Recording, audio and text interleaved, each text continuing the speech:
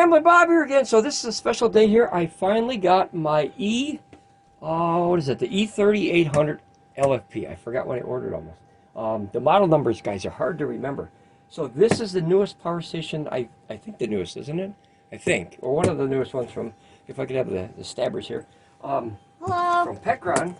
And what we're going to do with this, guys, is we're going to use the batteries that we had from our E3600LFP, and we're going to use it on this one because it has more solar input, and it has a higher AC inverter, and it has, what else? Oh, more battery capacity. You could put 2 extra batteries on there. So we have 2 batteries coming, guys. We have to wait for that to show up, but this is just the first part, the unboxing, just to see what comes in the box, and then we'll take a look at the system. Oh, Miss Ramblin Bob is here. Sorry, guys. Hello. Here we go. He's excited about Hopefully the you power guys station. Yeah. Hopefully you guys are having a wonderful day. Hopefully the sun gods are treating you well. Yeah. All right, we got second box is not taped, so that's good. We have to open that twice. Double wall cardboard, guys. That's always nice to see when you do. I think it is. I think it's mandatory. I think it's a law. So it's nice to see that they ship stuff properly. We've seen a lot of companies in the past who do not. Ramblin Bobcat's always happy when there's 2 boxes. Oh yeah, she'll probably run in.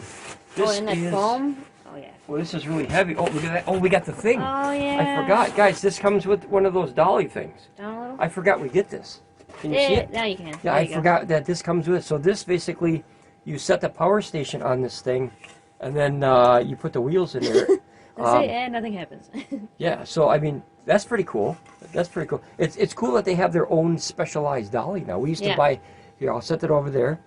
We used to buy the Harbor Freight ones, guys. If you don't have a dolly, just go to Harbor Freight and pay like, I think, 13, 12 bucks something, and get a dolly, and you could roll it around your workshop or your business or your house or wherever you got it. Let's see here. This is a box of something, so we'll put that here. That is definitely a box in a box in a box. And then we got another one of these. How many of these do you think we have? Like 14. Yeah, we got a lot, guys. We bought a lot of PECRON stuff. We always put. I don't know. The other one was a box inside of a box inside of a box. Yeah, I don't know. Yeah, I'm interested to see what's in there. It's very heavy. I want to know what's in the box inside the box inside the box. Yeah, I don't know. We have to wait and see. Maybe that special cord. I bet it's that extra 30 amp cable, but we have to wait and see. This is the power station, guys. I'm explaining it. I had to do this on the floor because these portable. Let me do this. Portable power stations are getting darn big, guys. They're getting heavy. Yeah, this is 87 pounds according to the specs. And we don't want to trust the table. Yeah, and this package it said 106 pounds. So I thought, I'm not going to smush my table, so I'm going to open it on the floor to be safe. Just to at least knock it down. You said, do you trust the table? And I said, no, not feel really. that. How much do you think that weighs?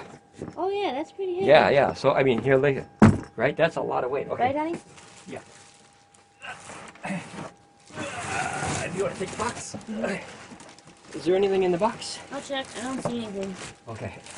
Guys, that's almost 90 pounds here.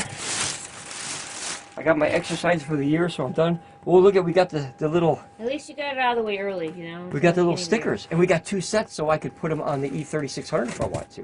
These are little stickers, guys, that come with it. Hopefully this is on video. Yes. And then there's the extra batteries. So for all the batteries, you can label them kind of like I think I did. No, I labeled the ACOUCOUs. This way you can label your batteries, and that way you know what number it should be per number. You know what I'm saying? Like you can keep track of all that stuff. That's awesome. And then there's your dollies. Look at that. So you click the little tires. Maybe that's got the tires in there too. Oh, I bet the tires. Yeah, maybe. I was looking for them. I mean, that's got to be, guys. This right here. That's what is that? About 65 pounds, and about almost 90 pounds. So yeah, that's got to be some heavy duty tires. It's got to be. But now look, you get 2 of these. So we'll use this one for the E3800, and you remember we threw these away? Shh, don't tell PECRON. We threw these away. What do you mean we? I did, because I didn't like them at first, but now I wish I kept them, guys. So if you get these, basically this goes around the on and off buttons, and that way you can see them in the dark. And I wish I didn't throw them away, but I did. So pinky promise you won't. Pinky promise. No, they are. Right they got a pinky promise. Okay, yeah. Don't throw them away. Okay. All right, let me turn this around because it's backwards there, guys. Oh. You know, I thought something. You want to take that plastic out? Yeah. Okay. You know, it's a heavy little power station. Ready? 1, 2. Whoa. Yeah, that's you picked it up 1 arm, guys. That's a little bit of weight right there. Holy cow. A little bit of weight. All right, look at that, hey? These things are popping out already. There we go. They're all closed. Okay. That is Hopefully, can you see it good? Yeah, you can Okay. see it. You can Guys, that is the E30. I'm going to tip it a little bit here. That is the E38. Don't do that with your power stations. This is just for the film. Oh, look, there's a peely if you want it. You want the peely? You can get it. Go get the peely. No, go ahead. Go Okay, ahead. I'll get the peely. You gotta go slow, though. There it is, guys. I don't know what people like that stuff on YouTube. I don't know. So as you can see, it's just a little bit taller than the E30. I would put the E3600 LFP next to it, but it's actually running the entire workshop, as you guys already know. So what I'm going to do is I'm going to measure. This is about 17 inches or so by 14.5, and then I'm going to measure the 3600, Barely measuring. which is 17. 17 by 13.5. So the actual system is only approximately 1 inch taller, and that's probably for those extra battery cells. Because remember, this is 3840, and that is 3072. Remember, they get the extra battery in here. So that's the power station, guys. All right, we're gonna. It doesn't look like it in camera, but in person, do the orange corners look a little different in color? Or Probably more orangey. Yeah. Well, you know what it is though is They're new. no, those companies, they use that cheap my video good? Yep. Okay. They probably use that cheap paint. You know what I mean? Oh, It is what it is. Well, we didn't buy this because of the paint. We bought it for what's inside. No, but I always look know? at the orange corners. That's the thing, All right, so let's see what, I think this is the casters, guys. The wheels. Us older guys call them casters. Yep, that's what they look like. Okay, so do you have the little, what have you? There you go. Oh, yeah, that's heavy. That's Those a heavy look little really, really good. Yeah, here, I'll drop one, guys. So you can see that they're pretty. They can hear it, but they can't see that when Yeah. you drop it. Yeah, they're definitely heavy. Hopefully you can hear that. I would say that they'd probably be easily somewhere between 5 and 10 pounds for these guys. And look at their double. Oh, and they have a lock. Ooh. How does it work? You just press it. Oh, there you go. So you probably with your toe. It's probably easier. Press it down and it locks like that, and then you go like that to unlock. Yeah. So you press it down like that, and then these wheels lock, and then you pull it up like that. Probably pull this. It's easier when it's on the floor, of course. Really, really cool. Yeah. Okay. I'm gonna keep making. You see them up here? Yes. Okay. I'm gonna keep making wheel jokes till you laugh. So. Yeah. There it is. Okay. Probably we're done. So guys, you have a lock on all 4 wheels. So that's cool. A lot of times they only give you a lock on 1 wheel. Yeah, and then You it ever kind of like notice that? spins in a circle. Yeah, and that's exactly, yeah. So now I don't think we need them, but they're nice to have. It's nice to have. Like, we don't actually need these wheels or this this dolly because we have our own Harbor Freight ones. However, it's cool looking. You should have put on orange corners. Yeah, it's cool looking. You know what I'm saying? Well, this hides underneath the orange I corners. still want orange. I want orange corners or everything. So these are not push style either. You know how most you just pressure push them in? That's a thing These on it. actually are threaded, guys. So that's really nice. It's not garbage. A lot of times they give you that you just click them in there and then you're done. No, that's not safe. You're talking about hundreds of pounds. So that'll smush your toe here. All right, let me see how easy that would get in here. I think you got to turn it more. It's not turning enough here, guys. Hold on, give me a second here. Okay, there it is. Okay, so you got to get it started. Whoop. See, you got to get it started. Let me put it this way. And then be easier this way, probably. You see okay? Mm-hmm. Okay. All right, here, guys. There you go. Oh. Is it reverse thread? Oh, you know what? They spin. That's my fault. So these spin, guys. Oh, that was my fault. So simple. You get a wrench and you just give it the old twisty right in there like that, and then you're good. Someone didn't read the instructions. I did not. I did not. There you go. So you got to twist the thing. So you will need a wrench, guys, or adjustable wrench or something like that. Or if you want to do it with your fingers, I do recommend tightening it. Yeah, for safety, guys. You don't want 200-300 pounds falling on your foot. That would not be a cool thing. I'm also going to not use this because I'm going to put this on top of the 2 batteries. Actually, 3 batteries when I get the other 2 batteries. There's going to be 3 on one, plus the main power station, and then 3 on the other dolly. So I'll take these back off here. So this is what I don't need.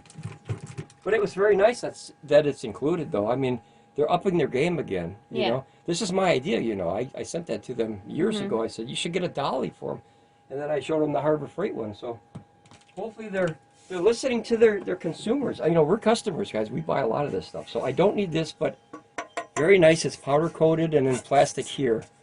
Not bad. And you got 4 bolts, screw bolts.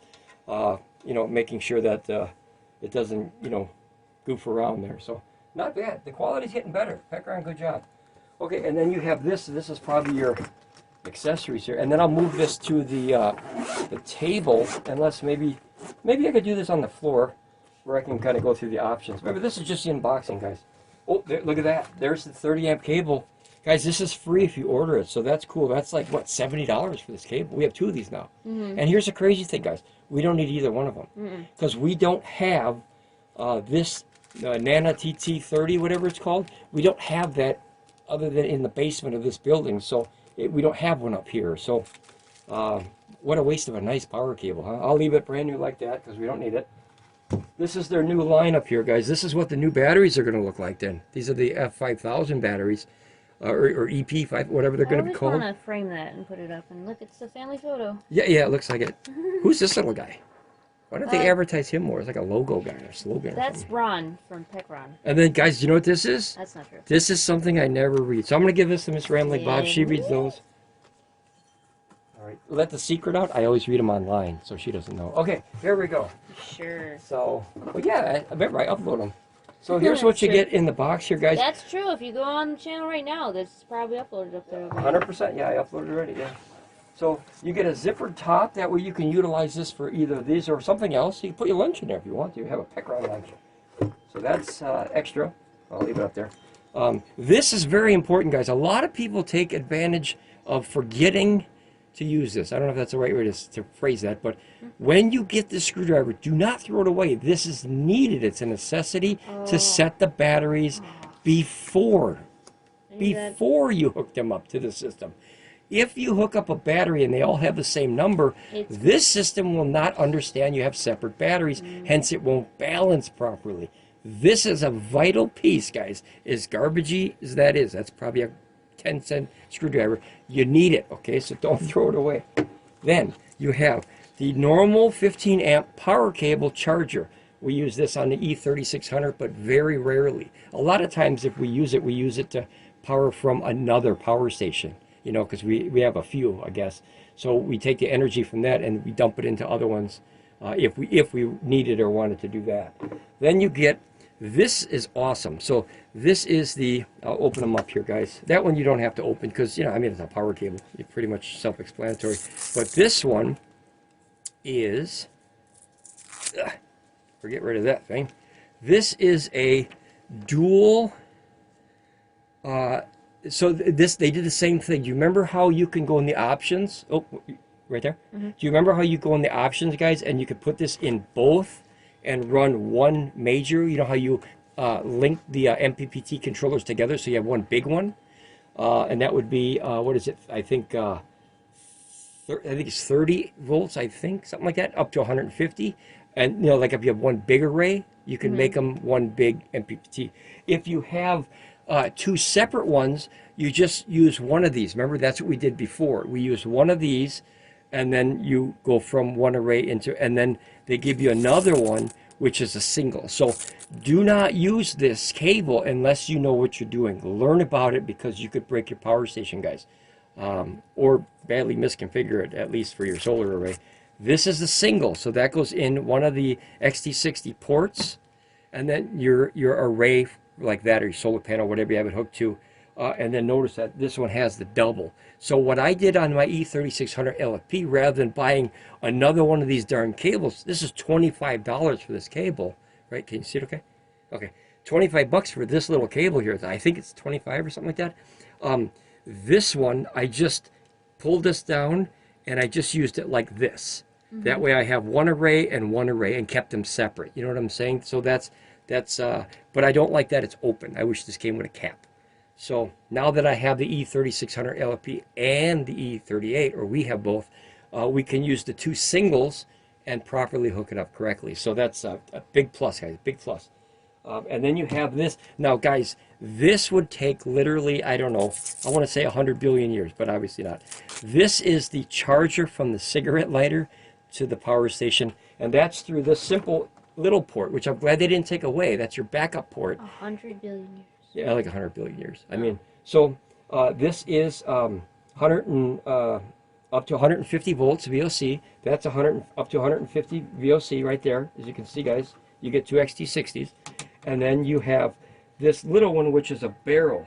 Now, the barrel is for this. So, yes, you can charge this with a, they don't want to close here. There it goes.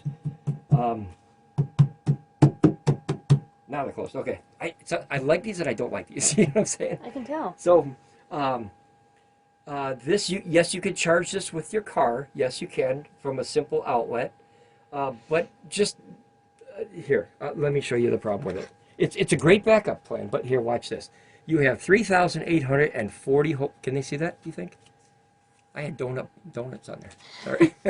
Okay, wait. So 3,840 is what the battery is in this system with no extra batteries. Okay, this can get very big. It can get like 26,000 watt hours with all the batteries.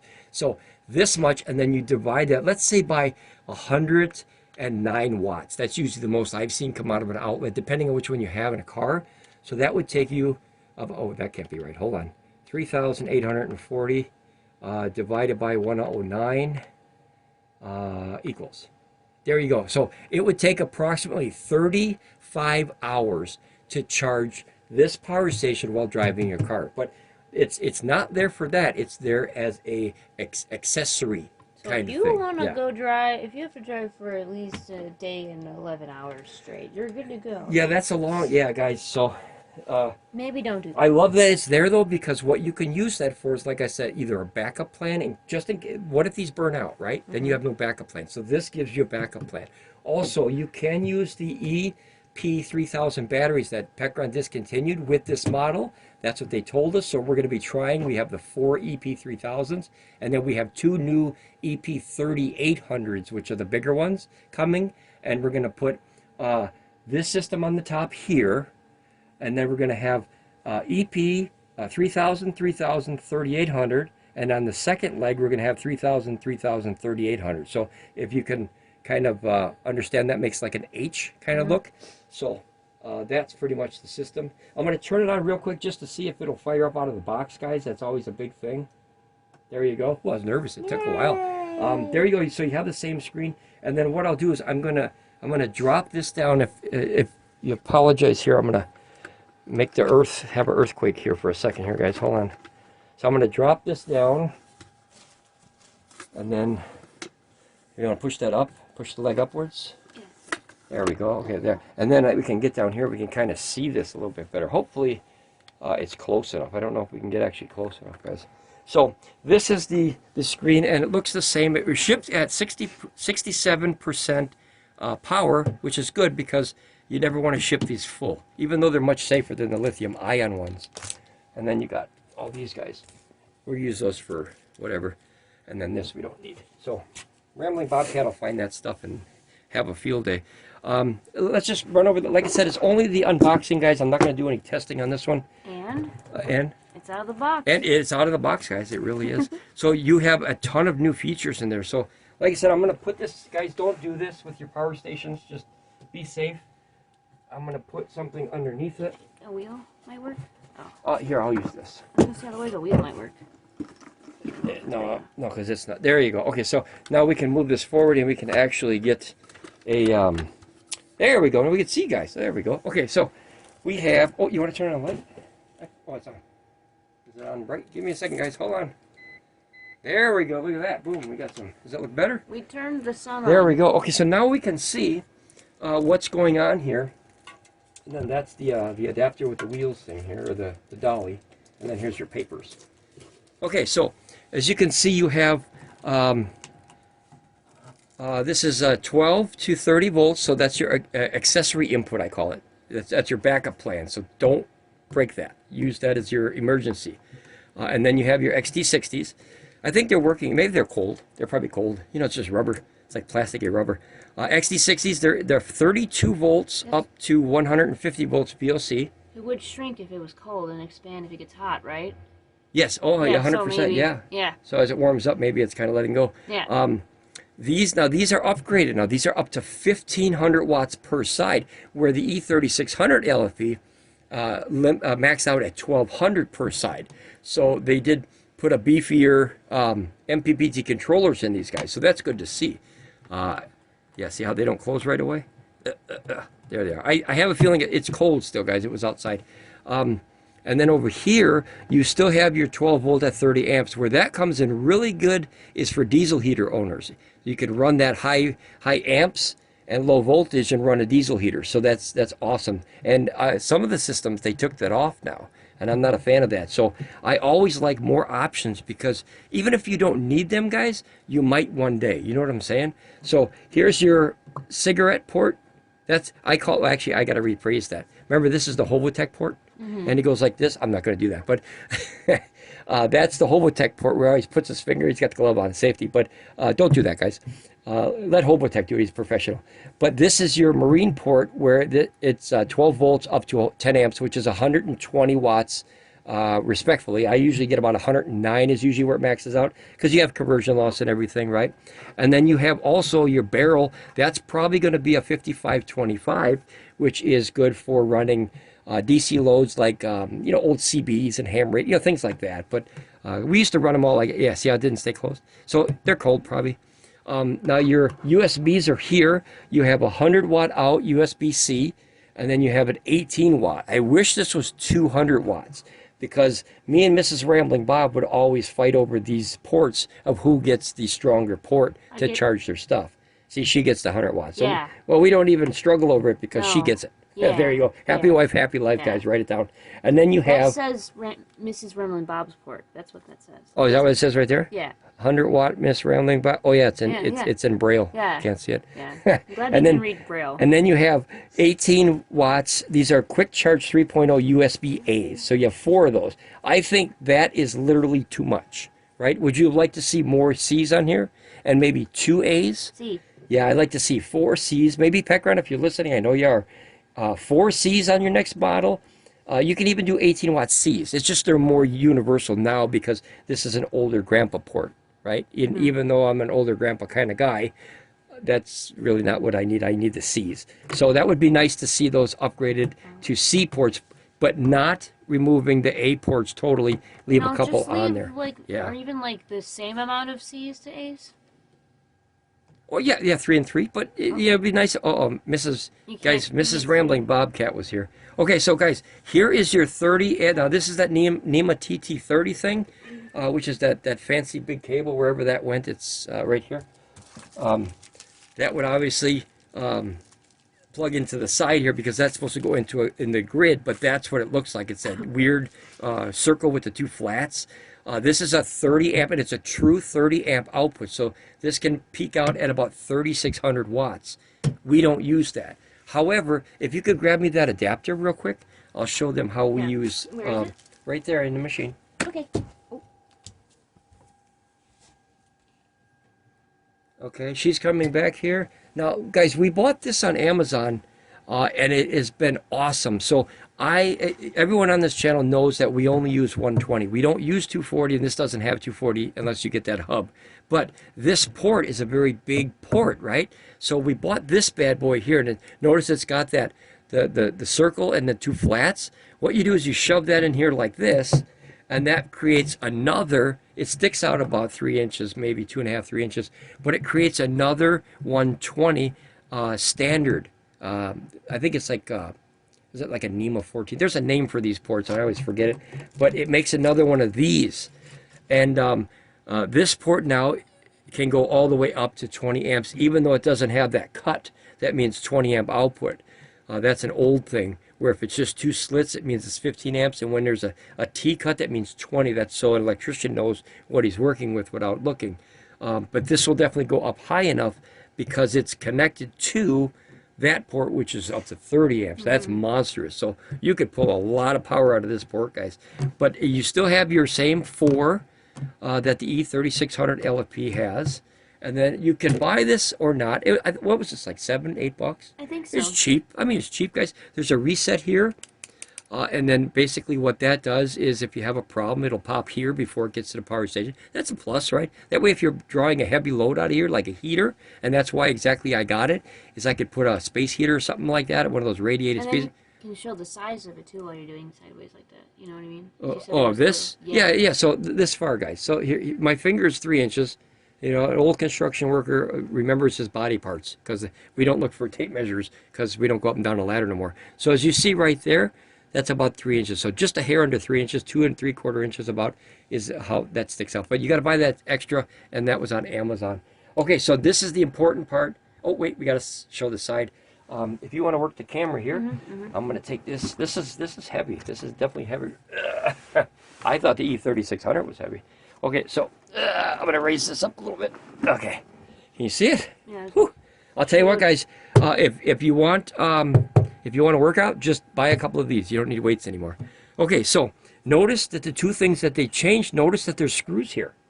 See that? Sure, they can see it. They can see at least two of them. Should I go down? Well, here, just back it up here. Okay, so guys, notice here, and I was referring to you too, notice that there's screws here. Yeah. Now, this is where the fans are, guys. So that's cool. You have access to clean them out. Yeah. Hopefully there's a vent in there, you know.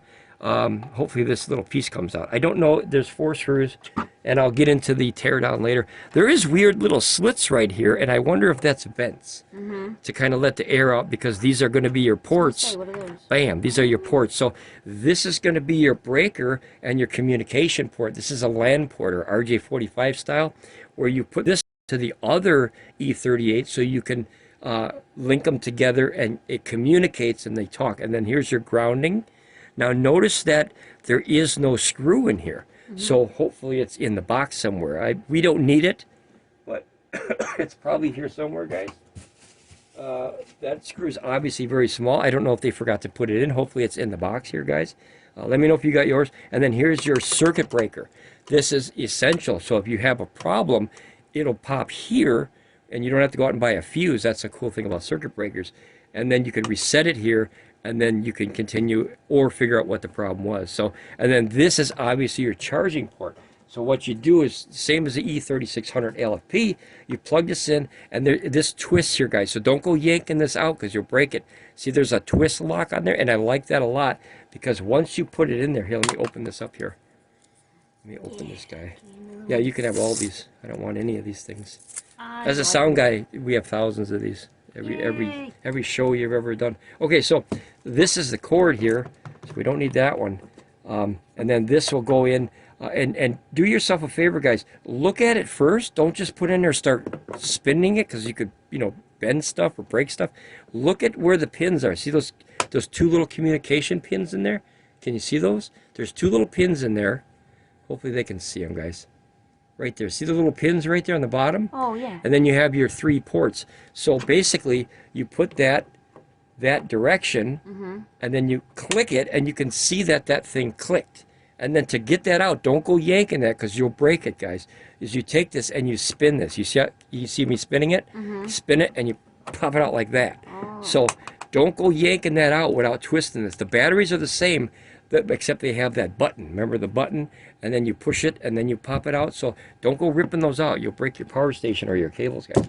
Hopefully that is a changeable. That's another one of my ideas that I had, which was, oh, here's Miss Ramblin Bobcat. Here you go, guys. Here, real quick here, guys. Say hi.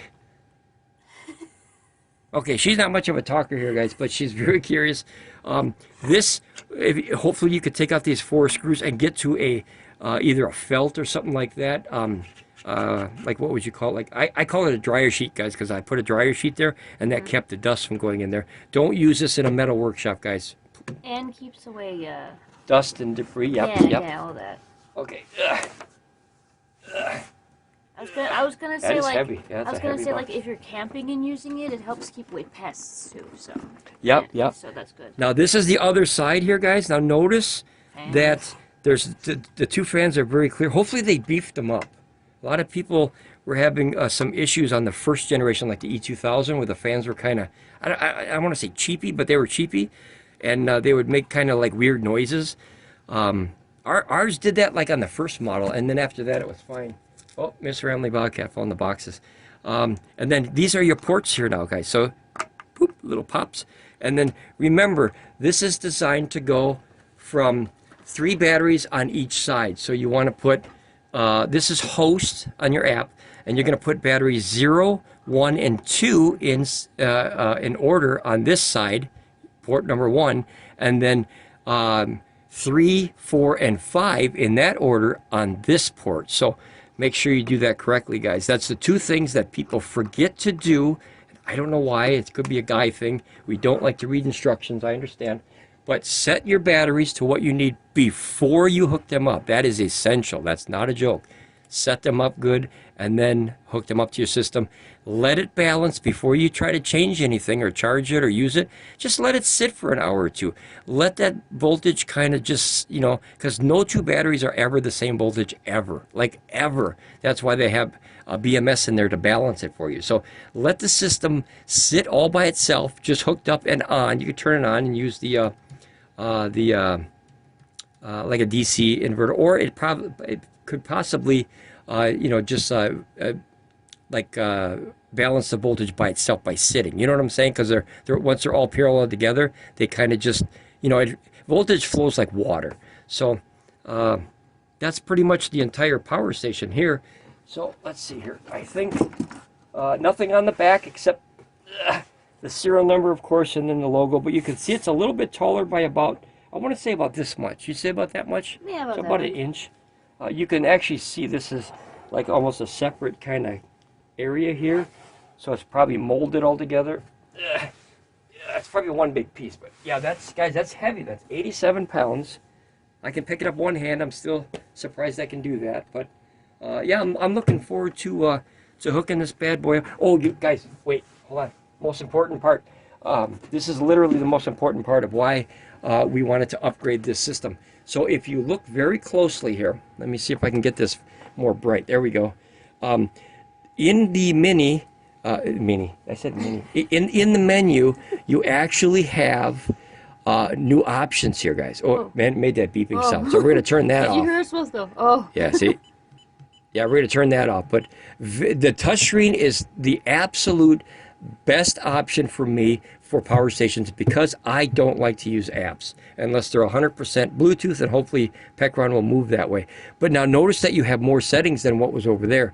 So here's your about equipment. We're going to start on the other side, on the weird side here. No, so notice that, what? No, turn the beeping off first. Oh, that's okay. So here's your lithium iron phosphate battery, 3,840 watt hours. And then you have the weight. Notice it says 83.3 pounds. I'm sorry, 87.3 pounds. Here's your dimensions. It actually has 17.3 inches by 12.2 inches by 14.5. And that's exactly what I measured. Except I said 14 and 17 and a half. Too, like the pounds and everything. It has it both in pounds and the other one. I don't like that. I don't like metric. No, I know, but it's there for both of you. So you yeah, have I to know. like click a button and go, I want this. Okay, one, yeah, you know? fair enough. I'm so bad with metric. I'm so bad. But at least it's there for someone who does need it. Okay, and then here's your operating temperature, guys. Obviously, your operating temperature is -4 Fahrenheit to 113 Fahrenheit. Here's your notice the touchscreen also brings the dimness back. AC output, look at that. Now that's big. Hopefully you can see that, guys. 4,200 watts. Holy crap, Zoa. Our biggest one so far was 3,600 watts, and that's all I need. I have small tools. I don't have big stuff. Notice that the DC output here, you see it says 3 by 12 volts, 30 amp max. That's DC output, 30 amps. Yep, because that would be that big boy here. Or a combination of all of them. And then you have max AC input is 3,200 watts. Now remember, that's that charging fancy cable, guys, this one. You don't actually get 3,600 watts. It says that on the cable, but notice it says 3,200, and that's the conversion loss. So kind of, you know, you take money from France and you go to wherever, Spain or Italy, or, you know, travel. Yeah, we come from France, that movie. They take your money because they have to convert it to their money, so they take a percent. So always just think of that with electricity. It costs money to convert money. It takes energy to convert energy. So here's your UPS power. Notice it says 3600 max. Now this is important. It's something we found out because I don't think it was in any instruction booklet that I've read. So this is the 15 amp cable, and remember this is the 30. If you use the 15 amp cable, the UPS is only rated up to 1800 watts. We found that out the hard way because we never used this cable. So and then we used this a couple times on the other one, the E3600, and we found out that it won't pop if you have the bigger cable. So it's something to definitely remember. And if that doesn't work out for you, stay away from this power station. Right, buy something else. Now notice that this says software version 1.2. The E3600 LFP software version was 1.0, and we've never seen an update for that. Guys, if you have an update or a firmware update, let me know if you model, but that's the which one you're running, because we never seen one, and maybe they have new versions that other people don't know. And in this, so basically this version is like Windows. So think of that as Windows 7, and this is Windows 10, or that's Windows 10 and this is 11. You get the idea. And then here's your back button, which we use a lot. Here's your DC input. So everything is written here, and then here's your device code. And if you have any kind of an issue or problem, you can send PECRON this code, and they'll know exactly what device to try. It's like a serial number, so they'll know exactly what's going on and help you figure that out. So let's go back up here now. We're going to go to, actually, let's do simple mode. The simple mode, you have to verify that you want to go into it. It's simple, and then hence the name. Now, this is something I wish they would have changed here, guys. Everything here is the same. They do have, now, can you go hit simple mode on that one real quick? And see if it has the date and time here in the corner. Okay. I wish that they would have put the remaining time on this rather than just the output. Like there's nothing you can change. You can turn these on and off. Oh, yeah, no, that's not. Okay, so it's the same. Okay. I wish they would have made this a little bit easier to read. It says 67%. And I wish that they would have used a different color for that, just so you can see it better. Because once that gets... like down here, this is gray and that's gray. Oh, you know what I'm saying? Am I? Yeah, when you turned, you touched it. Whoa. The heck was that? Guys, I found a secret. Whoa. What the heck was that? Look at this. If you double click here, guys. Holy cow, I found a secret. Okay, guys, don't play with that because I don't know what the heck. It looks like a phone or calculator. Stop calling people with our PECRON. Don't play with that, guys. I just literally, because I'm a button pusher, nothing's changed since when I was a kid. Yeah. I go in a store and push all the buttons and break it, and I go, sorry, and then I leave. No, I don't do that. You can't leave, though. I do push all the buttons, though. So, guys, when you hit this up here, look at that.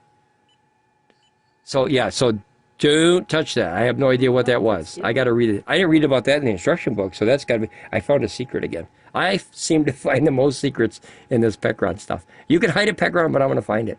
Okay, so we'll go back to the menu again, and now we have the equipment records. So obviously, it's brand new. Look at that. Oh, I thought it was a fault already. So there's one in there. It says DC output on. Can you imagine that it was like someone pushed a button and it was you? You understand what that means? It means that there's a record of when I turned it on. So let's turn on the AC ones. I'm trying to see what button you pushed. Okay. I didn't read it in there. Okay, so I clicked the AC. Hopefully it's on. Is it on? Whoop, whoop. Okay. Oh, okay. Is it on? How do you know if it's on or not? You know what? Now I'm happy. Okay, there you go. Okay, so it goes 0. Now I'm happy we have the beep on. Yeah, seriously. Okay, so both inverters are on. It's the same as the E3600, except I was stuck in the options menu. Okay, so let's turn that off and just leave the DC on. And let's go back to that. Oh, look at that. There you go. So, oh my gosh, guys, it literally tells you, do you see this? It literally tells you when you turned on and off the AC and DC. So the top one is the newest one, and the bottom is the oldest. But how cool, that's cool. Yeah, that's interesting. That's going to fill this up. Hopefully, if you have a real problem, there's like an exclamation point so you know that that's a fault as opposed to... It says in the bottom. Yeah. Whoa, I didn't see that. One says equipment, one says alarm. Good eyeballs. Yeah, we didn't have any pictures of this stuff, guys, so I'm learning as on the fly here. This says equipment record, so you can delete that, and that way you know if someone came in and used your precious power station, and you could get the yelling. You know what I'm saying? What? What? No. You know what I mean? So here's your alarm record. Okay. Who turned on my DC button? Yeah, who was here at exactly this time and in this second and turned on? Who tried to Miss use Ramblin Bobcat, did you turn on your water heater? Okay. Or your water bubbler thing? Okay, so you have two guys. That's new. That's a new thing. I wish we had this for the E3600. We love that system. We still use it every day, but I like the more options. The more options, the more options, more better. Is that proper English? Nope. Okay, so yeah, I didn't notice that. So when you turn something on, it doesn't show you in real time. You have to come out of here and then reload that, and then it'll show you exactly when you used turned on. That way, if something turned off, you can use that exact time to go back and see exactly when it happened, where your AC inverter turned off, like a fault, except maybe you didn't have a fault. You know what I'm saying? Does that make sense? Like if you had a question or issue. So that's cool. I like that. Here's your now this is the biggest one ever. This one. Did you find something? I just found what you're about to show in the thing, so I saw that in here. Oh, about to show. Okay, yeah. You didn't see that other thing, though. No, I didn't see that, yeah. Okay, so guys, this is the new settings and the new reporting software, if you will, that's inside. This is going to be awesome. I can't wait to get into this. This says battery curve, so when you click that, notice that the battery is sitting at, was about 60, I'm going to say it's about 67%, what was it? Now notice that it'll let you know on this time, is it going up or down? So you can see in real time, hey, am I spinning my wheels out there with my solar panels? That's cool. For my is my battery actually charging? Does it have a problem? That's cool. That's cool. And then here's your main, that's total energy of the whole system. This is your main unit energy. So that would just be this thing. And then this is your whole system probably as a whole. So that's cool. Holy crap. So, oh my gosh. What am I doing? Okay, here, look at this, guys. So this is a input-output. So basically what you can do is you go like this, see? And that way it goes a longer time. We are leaving the beat button on. Yeah, you see what I'm saying, though? Mm-hmm. So that would go like a longer time. So if we go all the way back, and then do yourself a favor, guys. Don't play with this stuff. like I said, I'm a button pusher. I play with this stuff, but if you break something, you got to put it back. Let him play with it. Do yourself a favor. If you're going to play with these, record it. That's a good idea. Not even pictures. So take you can video. Go back and see what you did. And that way you can go back and the wife can go, right there, you screwed it up, and then we can fix it. That's usually how it works. Mm-hmm. Okay, so that's cool. So you have an energy charging and like, I don't know, what do you call it? Input? Mm-hmm. You know, a level, battery level input output. So that's very cool. And then you can look up just the main or the yes, total? Yes, to see if you have a problem. Yes, yeah. So that's cool. And then here's your power curve. Now your power curve is exactly just that. It's not just the amount of numbers that you're using, but it's the entire time frame of when you used it. Oh. So that's cool. Oh. Do we have anything real quick? Can you grab that heater right there? No, it's here. Yep. I'm gonna show them in real time here, guys. Even though it's an unboxing, I'm gonna ramble for probably hours, guys, because like I said, and you guys know, I love this technology. I feel like a kid in the candy store.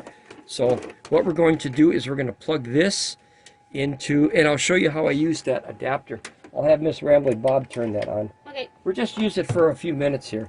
I use this adapter like this because I think that's a more beefy outlet for a heater, right? A heater pulls a lot of power, so you want to have it as safe as possible. So here, we'll go back out of here once, and then we'll turn it to AC on, yep. And now, yep, you wait for the click. Mm-hmm. You hear it? Yep. Okay, so now you could turn on the heater. Yep. Oh, there's two clicks. Okay, so there's probably a, for the first click is probably like turning it on, verifying everything is good, and then the second click actually activates the inverter. So she's going to turn on the go ahead. She's going to turn on the heater. Now that's up to 1500 watts. As you can see, 1520, well here, 1400. It's about 1500 watt heater, but you know, you never really get 1500. So that's using power now, which means on that grid, we're going to see in real time if it actually shows you that, oh, look at that. Oh, that's so sweet. Oh, look at it, it's in real time. Yeah, now that is what I was hoping for, guys, because that way you can monitor from your DC input, your AC input, your DC output, or your AC, which we're using right now, or probably your total, depending on what you click. Let's see. Oh boy. Oh, I see. You could turn them off. Yeah, so it turns all of them off. Or They're, all oh, of them, you know, holy crap! like So individual I at a gotta time. start reading instruction booklets. But I'm just noticing by you pushing buttons. yeah, this is cool. So the lights turn on and off. Great job, PECRON. Fantastic. Now see how that's going? So now I want you to click that button. I want you to click that button right there, and then we're going to turn it down to a lower power. Right. So did it go down? No, it did. Okay, so now push it twice. watch this. This should change now. What is it on now? How much power are we using? It says low heat. Okay, low heat. Oh, see there. Look at that. So there's a little delay, but it's not bad. Now notice that went down to about 700 or 800 watts, right? So that's awesome. You can monitor all your power in real time, and then use it percentage-wise over here. You might be able to use other stuff. Now, the reason I wanted to do this, guys, is put it back up to hit the button again and go down just fan. I went to high heat. There you go, fan on. Okay, so now you're in fan. Now you're going to see this drop down again. See that? So the fan uses almost nothing. But now I'm going to have her go in about, we have to wait a few seconds, guys. But this is in real time. Real-time tracking. We don't have that. In order to have that, guys, you had to have some kind of modular thing to add onto your system or your solar panel or your input-output to actually monitor that in real time. So that's cool. Boy, that reminds me of the E2000 where I got to push a button to get it to light up all the time. Hopefully you guys can see that screen. I apologize if you can't, but doing the best I can here.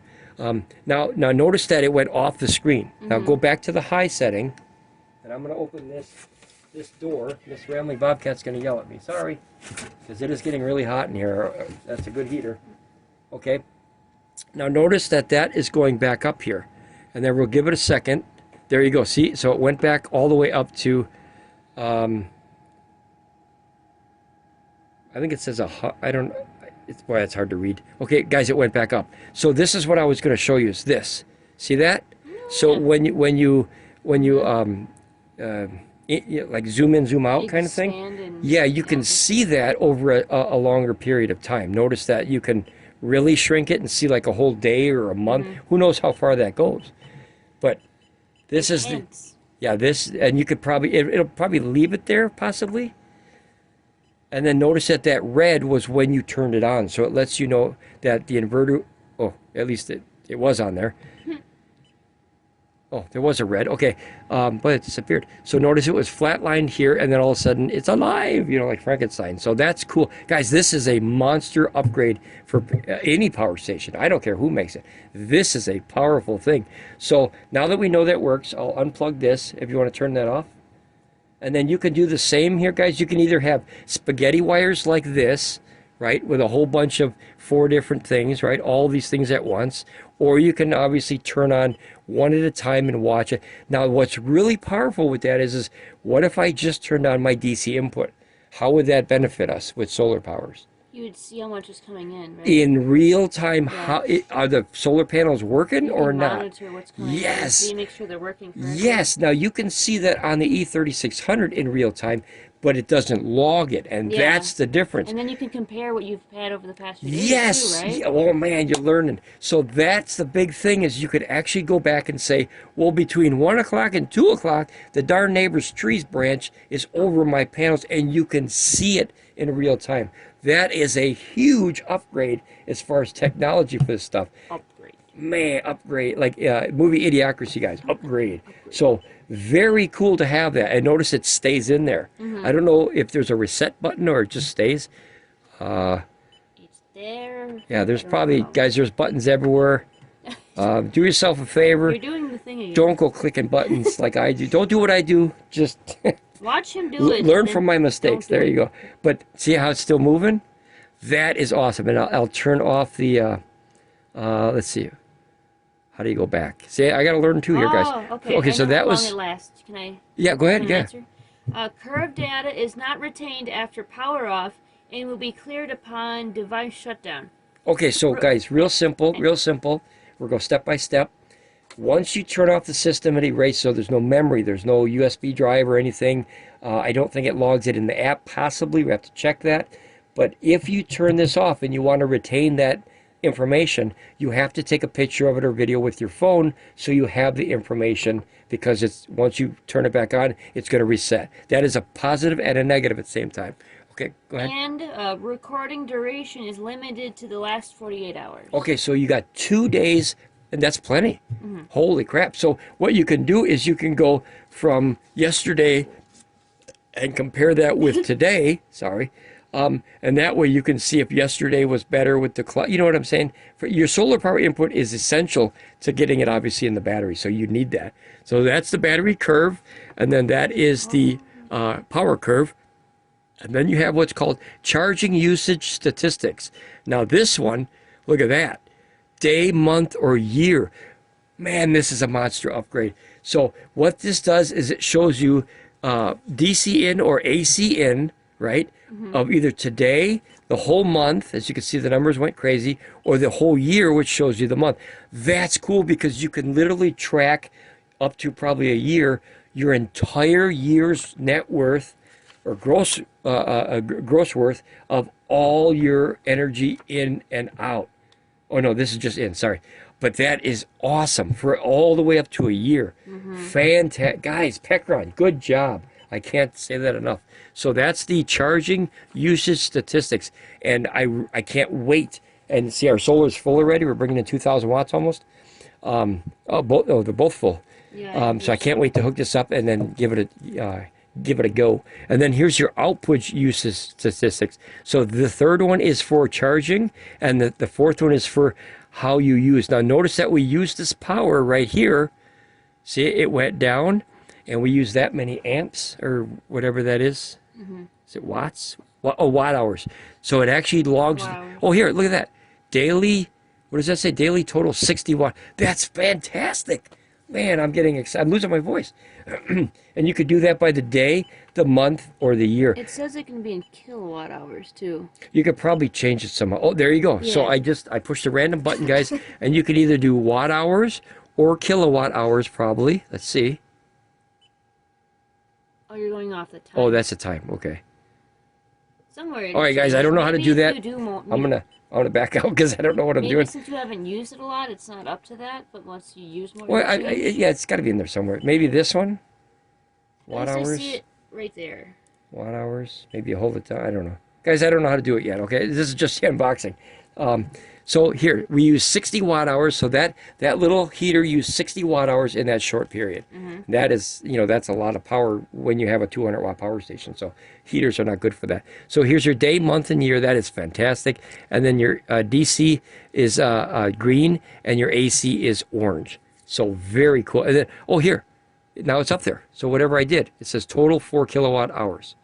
So now I have both. I have your weekly total in kilowatt hours, so I must have changed it. So guys, be careful with them. Don't change stuff unless you record it like I do. Here's your device usage statistics. Okay. Now this is something I was looking for. This is awesome. So you can set up, look at it, says electricity fee. Is that like $40,000 per kilowatt? Holy cow. So obviously you could probably set that.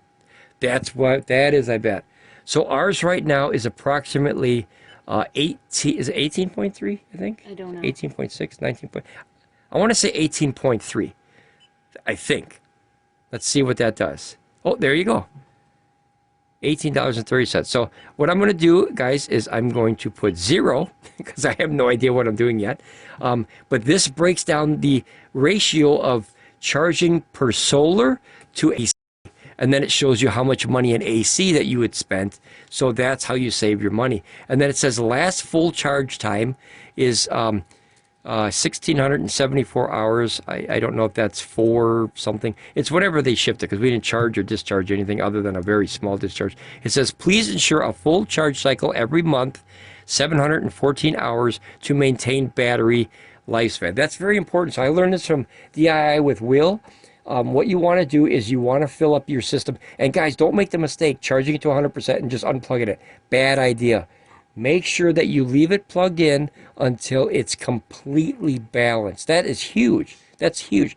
So you have 4 tires on your car.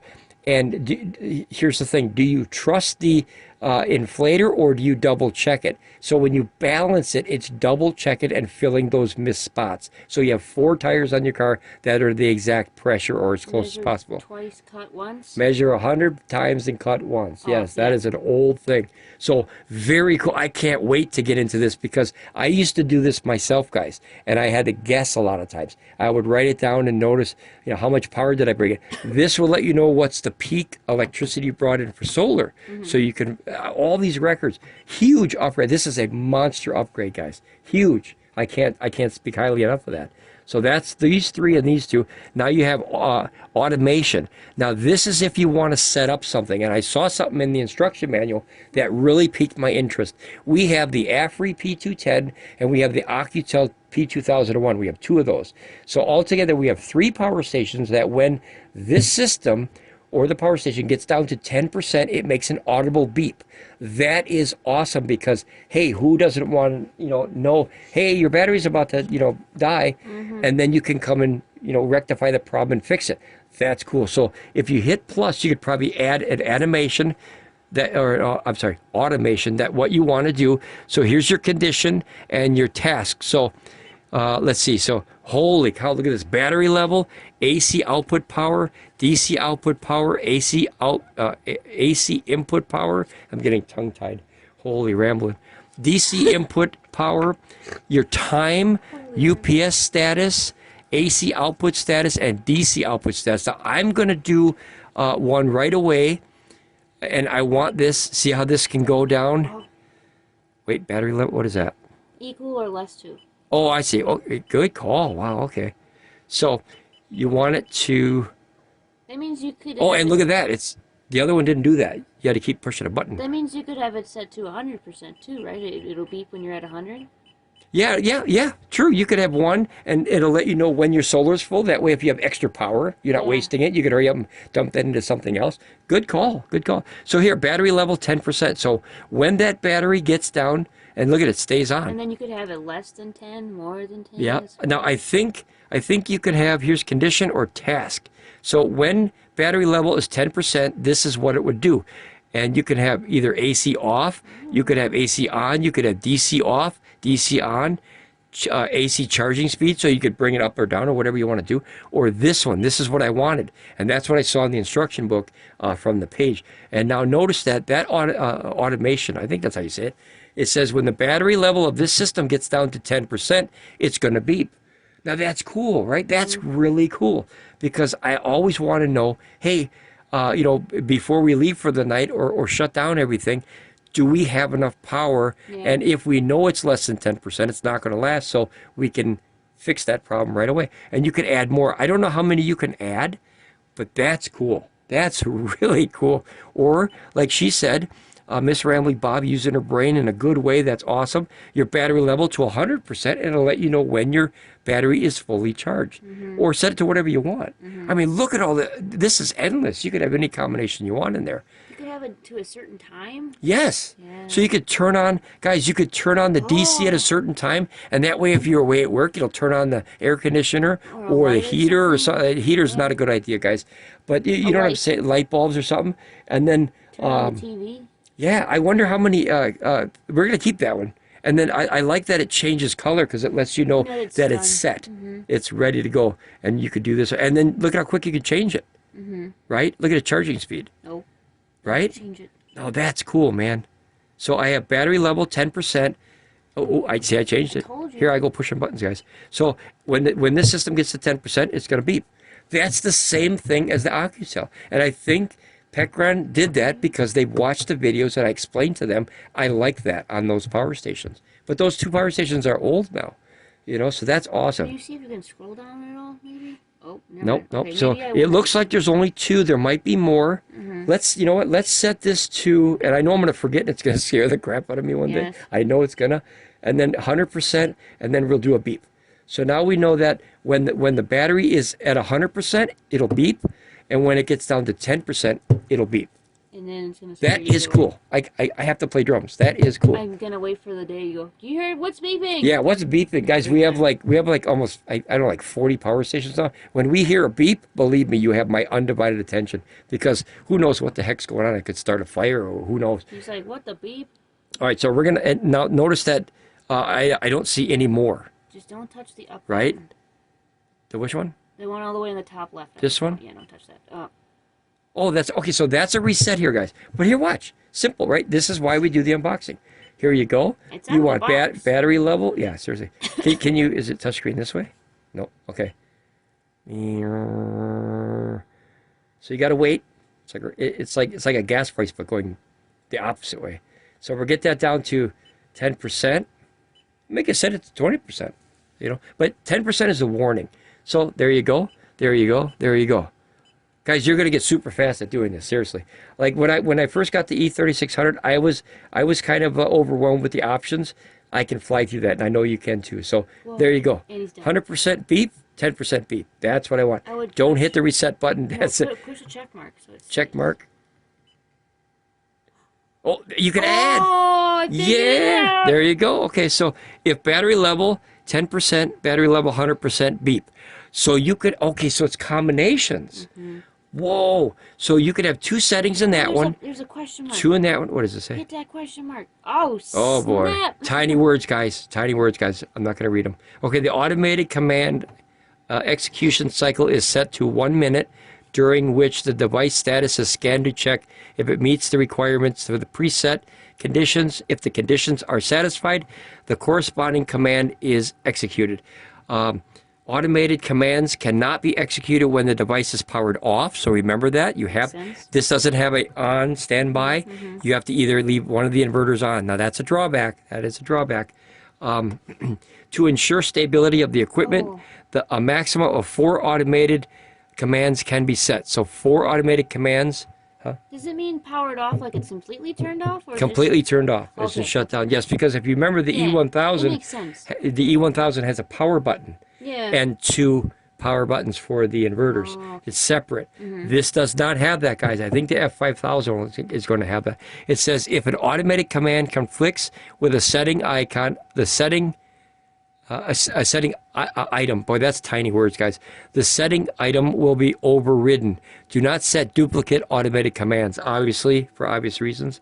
So, and then that said something about instructions. That's what you're on right now. Okay. This is fantastic. And then there's your one. So I want the system to beep at 10%, 100% done. And then if you want something else to turn on or do something else, that is fantastic. Man, that's fantastic. Yeah, great. Like, say here, this is a big thing, guys. Say you want to set up your AC charging for at night after, like, say, like 12 to 4 a.m. because that's when electricity is the cheapest, right? That's called off-peak hours. So you could set an automation to set up and charge from the wall, the grid, from that time or whatever time you want. This is a monster upgrade. I can't stop talking about it. Okay, so here's your input-output settings. This is a lot of stuff. Okay, so you have 5 options in here. This is your AC cutoff power, and basically what that does, it looks better. It looks newer. Solar power or backup power. So you can set it. That's cool. Do you want all solar only, or do you want AC grid? So you can change it to a percentage. That's neat. That's a nice setting. And the screen looks newer too. Here's AC charging speed. Boom. So basically what this one does is you if you put this down, you see how that changes, guys? So let's say you want for safety, here, look, 30%, it won't go any lower. That means that backup power, it is always plugged into the grid. If you have it plugged into the grid, it'll always charge your battery and your packs up to 30% and no more. That way, the solar will take up from 30 to 100%. Cool, right? That's cool. So that way, now notice you can't go down to 10% though. On the E3600, you can go down to 10%. But that's okay. That's okay. I did like the 10% because I use it. Question, bud. I like the clear colors. I like the question mark. The question mark? What do you think it says? It says everything. Oh boy. Should I read it? Okay. When the battery level is equal or greater than the set value, AC input will be disabled. That's what I explained. And the UPS will also become ineffective. That's a big thing, guys. So it'll shut off your UPS. We don't use UPS, so it doesn't affect us. When the battery level is less than set value of 30%, the AC input will restart and continue when the battery level equals that set value. So very cool. Man, that's cool. Okay, the default value is 100, at which point this function is not active. The loop restarts execution when the value has changed. So I feel like there you go. I'll leave it to 100%. I got a lot to learn. I feel like they made like the physical instruction book smaller by adding it in the system itself, which is I like that. Yeah. Because if you lose the instruction manual, it'll kind of help you here. Yeah, I like now, that too. this is your AC charging speed. Now, look at, you have, whoa, look at that. Oh, is that cool? Guys, this was normally only available in the app. Notice it says fast charging. Notice it says silent charging. Hopefully you can read that. And this says disable AC charging, so you can actually disable it. That's cool. So if you have it plugged to the grid all the time, you could just turn it off rather than unplug it. Helpful. Okay, so very cool. So I'm going to leave it on fast charging, or either one, I guess, because I don't use it for solar. That's cool. And then you could set that down to whatever you want. See? Now there's my 10% of my E3600, or 20%. Sometimes, guys, I notice this when you have a lot of battery packs. I don't know if you know about battery resistance of the voltage. It's very dangerous. If this is too low, the voltage might not get shoved down to the bottom battery. So always make sure you have it set to where you see all of your batteries charging. If some of the batteries are charging and the other ones are not, that can create a dangerous situation of unlevel voltage. So please learn about that. That could be a very dangerous situation.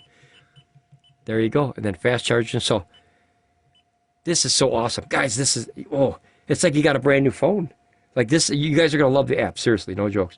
Okay, now XT60 mode. This, guys. They're going to love the system. Yep. This one, guys, please, please, please, for the sake of safety, do not touch this ever until you understand fully what you are doing.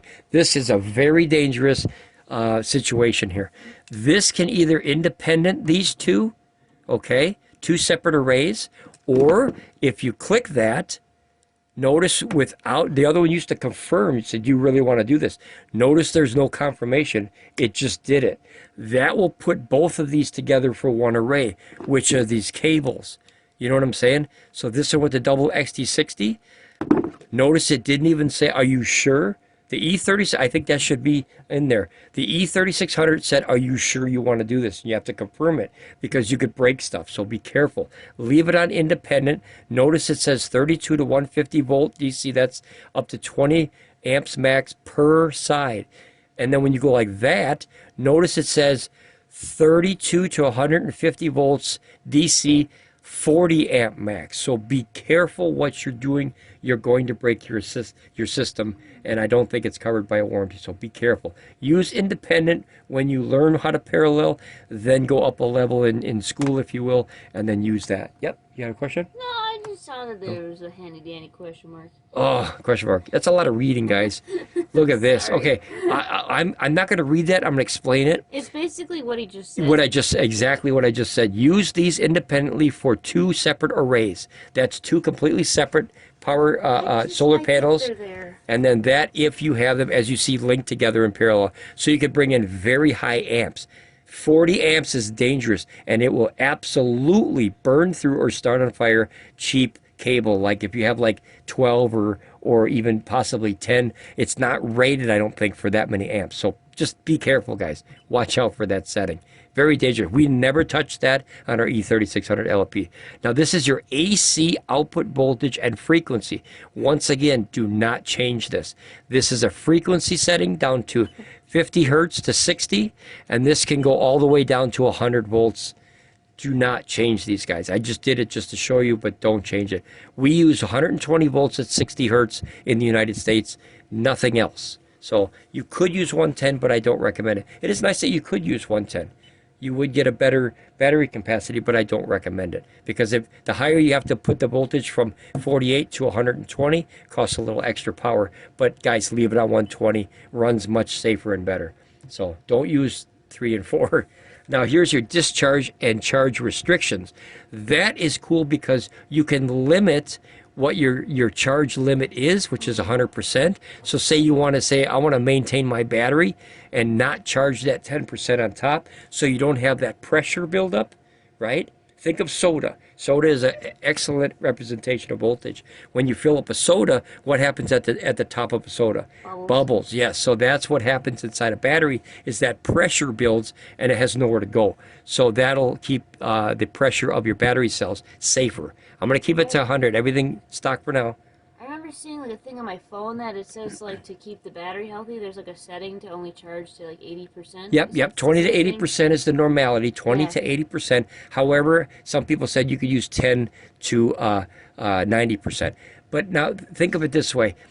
As long as your system is maintained the best you can, you don't have to use that. Because remember, you're losing 40% capacity of your battery. So now you just knock this down to a 2,500 watt hour power station by doing that. So think about what you need. Like say you only want to use up to 10%, which means when it gets to 10%, it'll beep and shut off. So you see how it changes colors? Yeah, that's cool. Yeah, so basically you're wallpapering it to say don't charge that. We're going to keep it on 0. I want it to go all the way down to nothing, because obviously it's the first time we had the system, and all the way up to 100%. That's cool. So these are pretty much identical to the E3600LFP, if I'm standing corrected, my memory. And then, because I've been through a lot of these power stations, guys.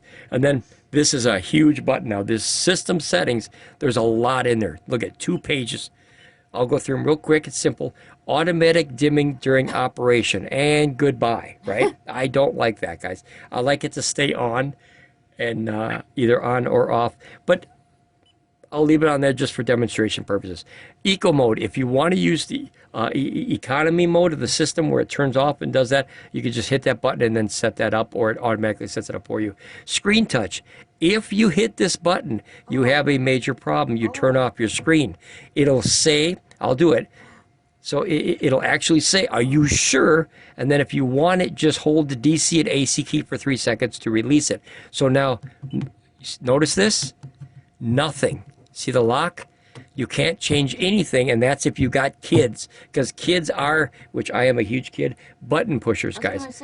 So that pushes buttons. Yep, it's very dangerous. So now notice you can't change anything. You could still change these though, but you can't access anything in here, right? It'll just beep to show you it's locked. If you hold down the AC and the DC like this for 3 seconds, as it says, there you go. It disappeared, and now we have push button. Yeah. So that little icon that was up here showed you that, hey, we locked the system for safety. That's a good idea, but depending on if it's just you, you don't need to do that. But who knows? You might come home from work one day and bump it.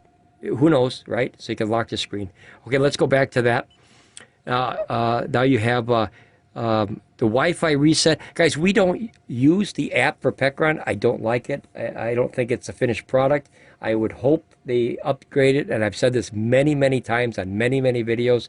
We are not a fan of the PECRON app, and we beta tested it for them. But they have bugs. There's issues with the apps for certain phones where it either won't load or it won't show a graph or something. But and you have to register. I don't want to go through all that stuff. That's why I wanted a system with a touchscreen, which is the #1 reason I went with the E3600 LFP. So if you need to use it or want to use it, you hit this, and basically it'll reset the Wi-Fi thing, and you'll see a Wi-Fi icon up your flash, and then you use your phone to set up the app. I am not a fan, and they know that clearly, and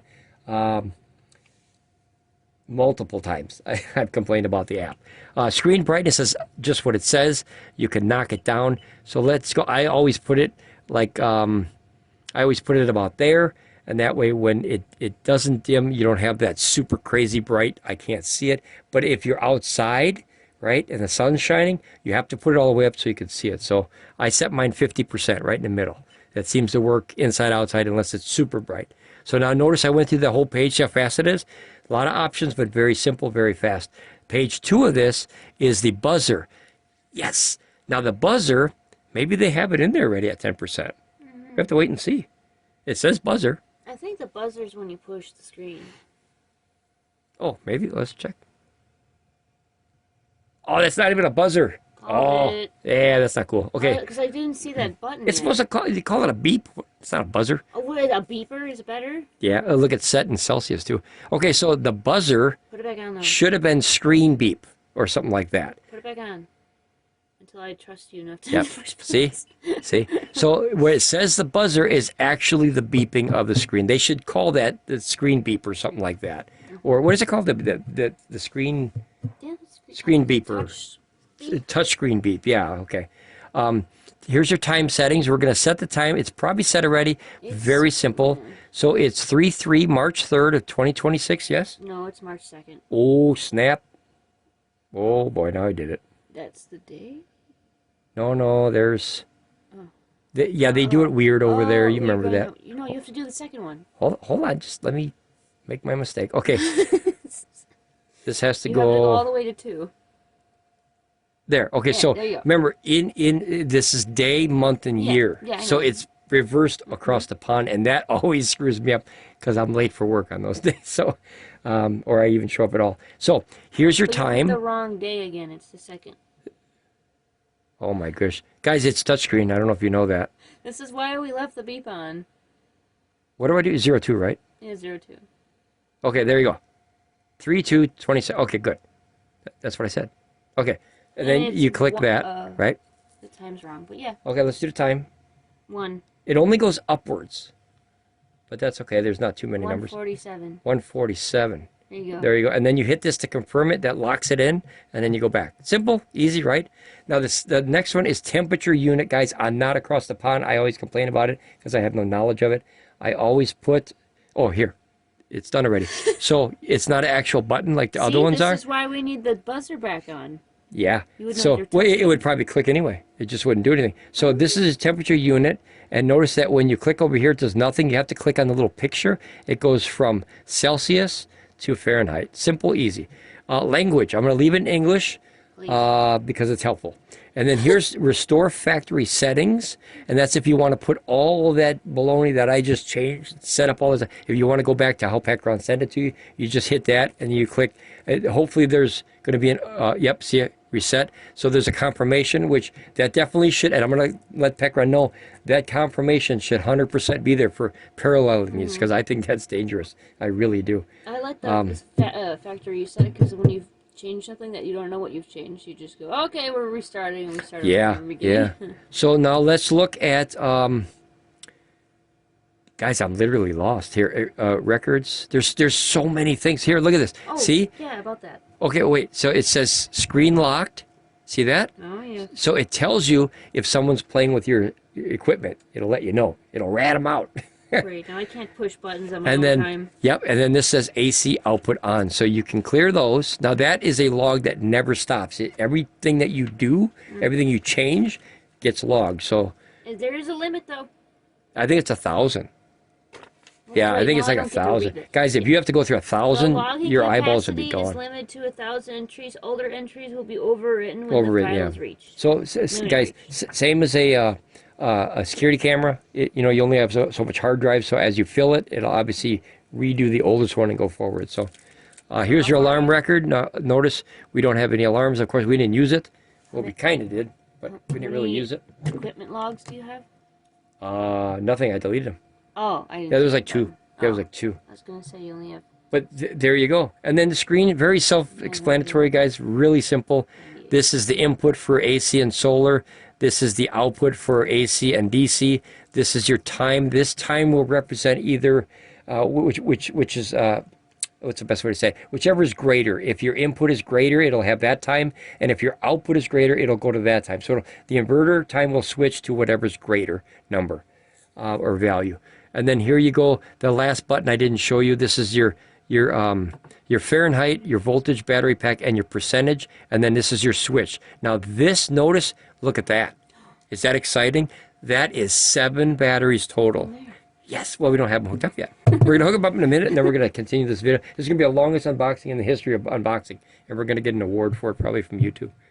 Okay, probably not. So anyway, this ends the unboxing part. It is, as she said, it's out of the box. It's out of the box. We are going to go put this bad boy up to the new system, and then we are going to get the E3600 LFP out of there, and we're going to put that in there and hook it up to the system and see what all this fanciness does. All right, guys, we will be back. Hang on for part, what would this be like? Part 100? Probably no. Sorry, I ramble, guys. All right, I'll be back. Okay, guys, I am back, and look at this, guys. We are hooked up. This is the E3800LFP with 4 batteries onto it, because remember, I didn't get the other batteries yet, mid-March, so hopefully in a week or so. So what I have up here is the E2000LFP that runs half the shop, and then this one was the E3600. Now it's the E3800 that ran the other half the shop. Now this bad boy can run them all. Or I would use this as a gas tank for extra energy for that. But now I'm able to have this up to like 23,000 watt hours. So exciting. But I want to show you guys something super duper cool that I just saw. And cool. It's just cool. I'll leave it at that. It's cool.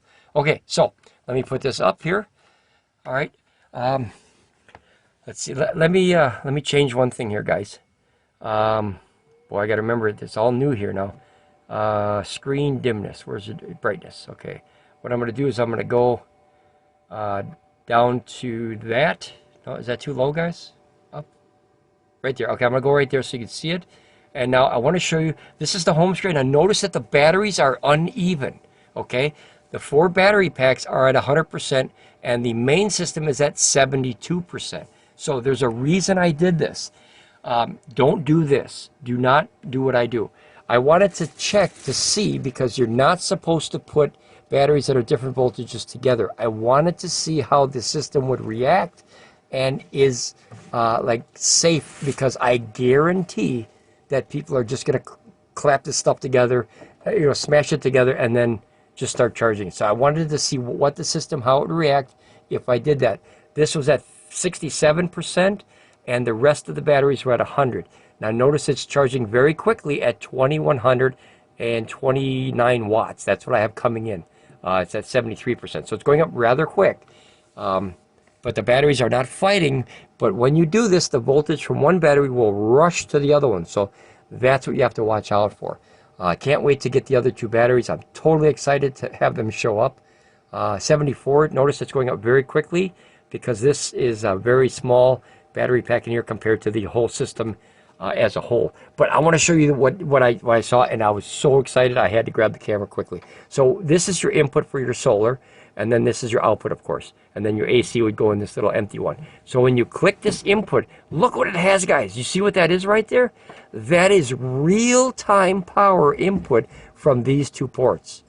That is the coolest thing ever, because now you can see in real time with a chart. Not just this is how much is coming in. It has a little small chart that lets you know right now on this screen, hey, this is what I'm getting from, string 1, string 2, string 3, that kind of thing, and then as a total. So that way you can monitor your entire system right here. And then, of course, you have your temperature gauge, and then you can click either one of these.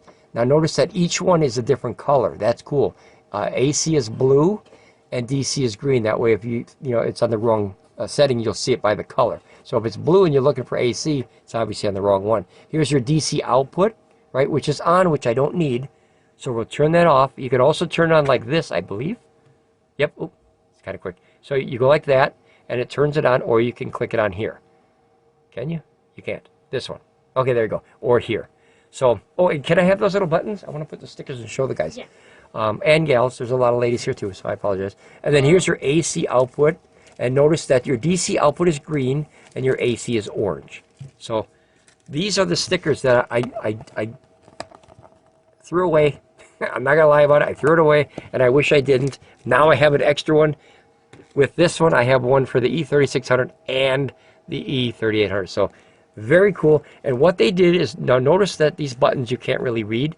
The E1000LFP has light up buttons, which are awesome. But these systems don't have it. So you put this basically right here, and you hopefully get it balanced. And you go like that, and look at that, guys. Now you can see in the dark, because these are kind of like glow-in-the-dark stickers, and the big green. Fluorescent. Fluorescent. Glow-in-the-dark fluorescent. Yeah, same. But now that's very cool. I think it's even. It looks even anyway. Now you can actually see, where it is. So very cool. But this is cool, guys. This is really cool. That is a big upgrade from what the 36, and like I said, I don't take anything away from the 3600. I think it's a fantastic system. I really enjoy it.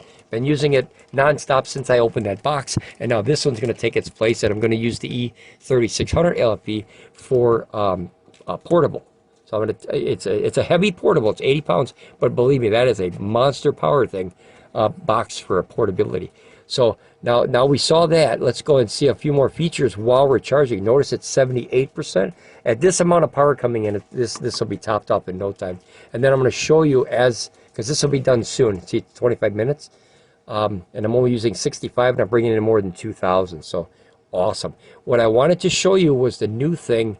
I got to find it again. Oh boy. What are you looking for? Usage. So, because everything's new, you know what I mean? Like everything's new. So here's your battery curve.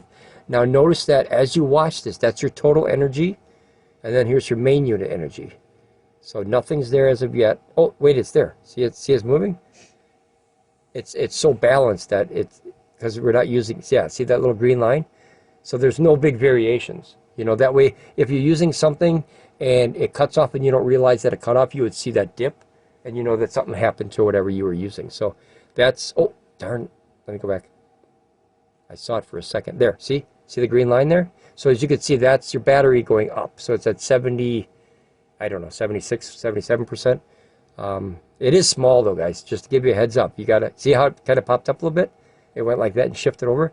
But you got to get your reading glasses on to get this stuff, guys, because that's pretty tiny right there. I know you can't see it on the camera because I can't see it in real life, but like I got to squint to see that. Now, here's your power curve. That's, remember what you're using. So you can turn them off one at a time. And just, there's your AC output. Notice that little tiny green, or that orange. Look at how tiny. How much power we could have way up here. And then you have that little tiny thing. So if we were to turn on the, oh, see it move? So we're not using much power at all. And it graphs for 48 hours. That's cool.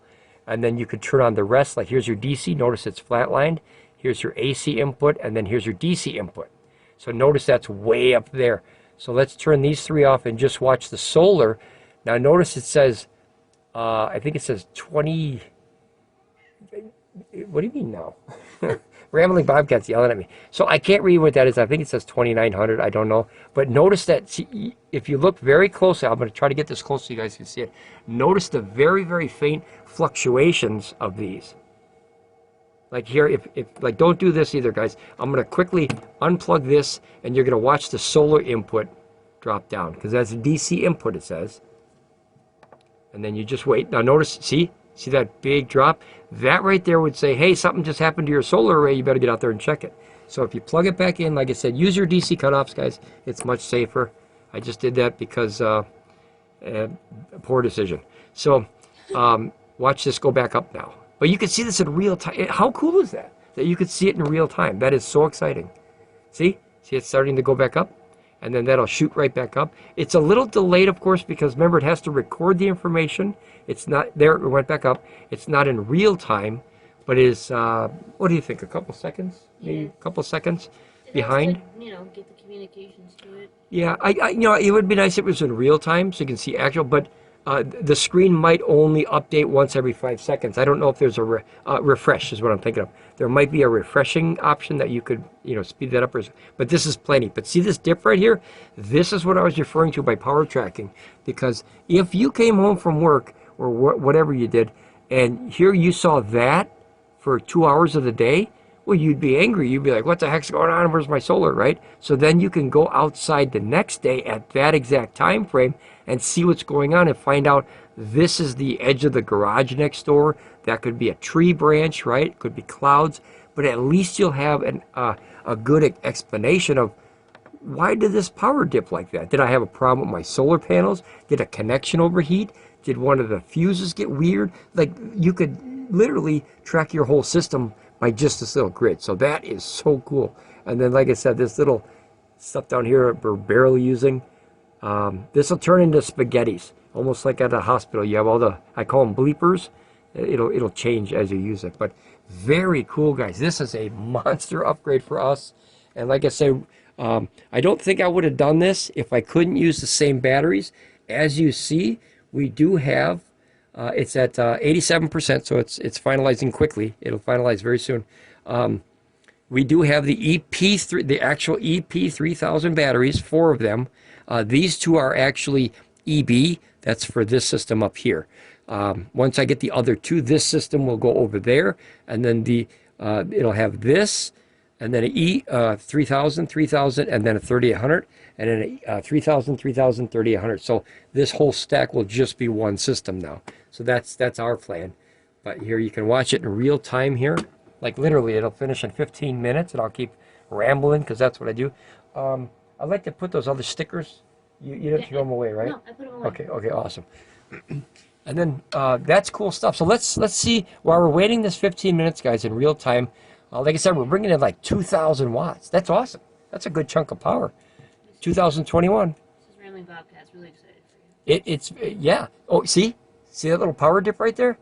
So I don't know how long this is. This might be only, 10, 30, I don't know, 10, 15 minutes. I don't know. But notice it has a real time, and it has that chart almost like you see at the doctor's office where it has the vitals. So you can see, wow, my power just dipped for some reason. Or it dipped when you weren't looking. So either way, that's awesome. That is really cool. Now, I can't test the maximum because it's 2 o'clock in the afternoon, and we have weird situation where shadows and trees and branches and everything go over some of the panels. So I won't know till tomorrow what the most I can get in. But I'm keeping track of these like a world record here. Like when you play video games, you keep track of your high scores. This one went to 1172, I think was the highest that I ever saw on the E3600 LFP, because it blocks it at 1200 watts. This one actually, do you remember what I said? It was 12 something, right? Like 1220 or something like that? It's probably on the video, guys. Hopefully if I started it early enough. But this actually went up higher, and what that is the higher input of the MPPT controllers on these 2 ports. So very, very cool. Monster. I'm very excited for this system, guys. As you can tell in my voice, I'm like a kid again. Here, 91%. And then I'll show you at Finalize, and you'll see that drop down to literally basically what we use. Plus a little bit more. So this plus some change. Here's your switch. You can see that the entire system is at 97%. Remember, the batteries are higher than the main.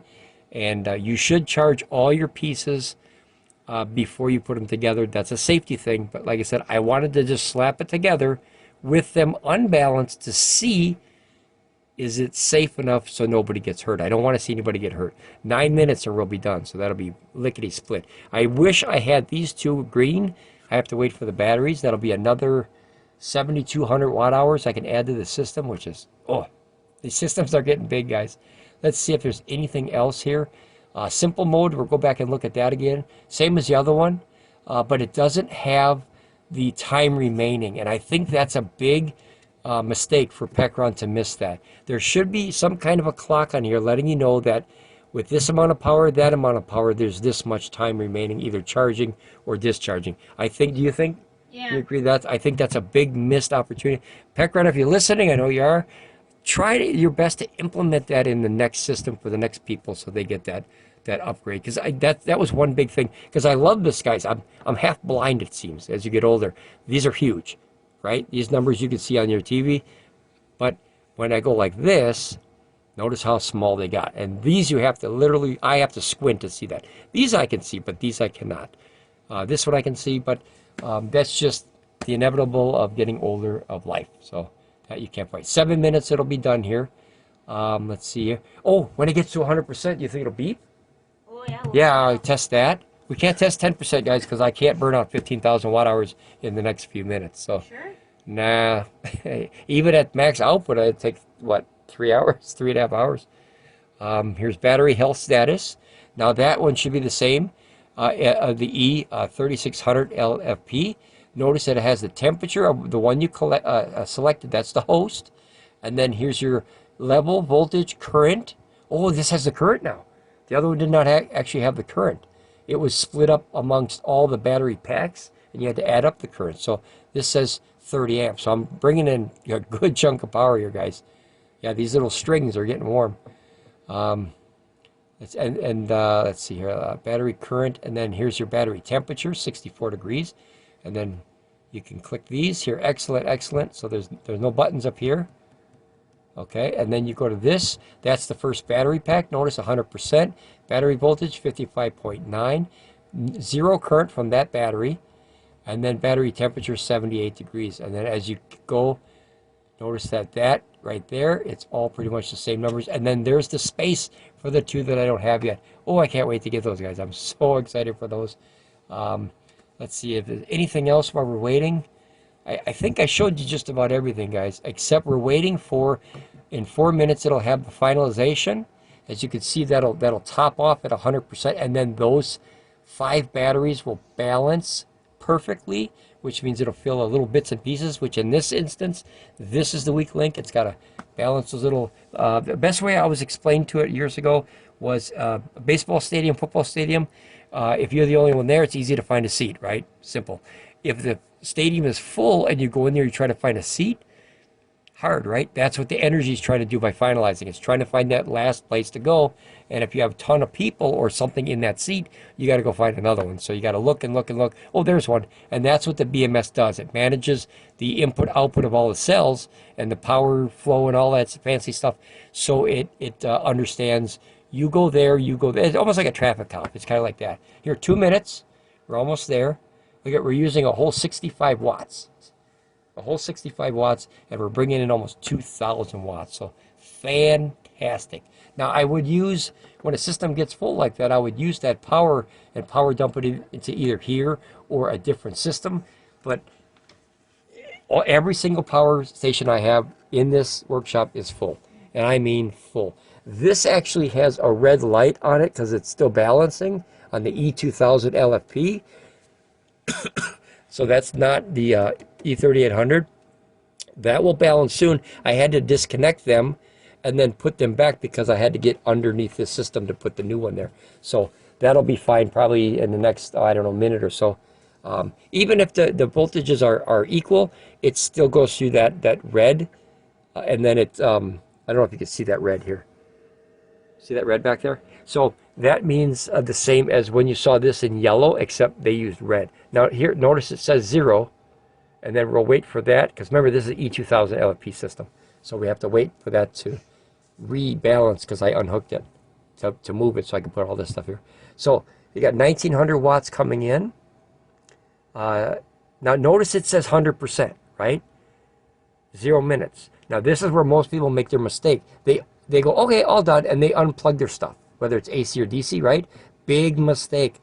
Let it finalize, because now it's doing that balancing of all the batteries, yet it doesn't tell you that. See, it says 0 minutes. But notice you still have almost 2,000 watts, but you're going to start seeing this rapidly drop as this is finalized. See, 18, up and down. You'll see it in real time, guys. Here, I'll just put it close, and you can watch it in real time.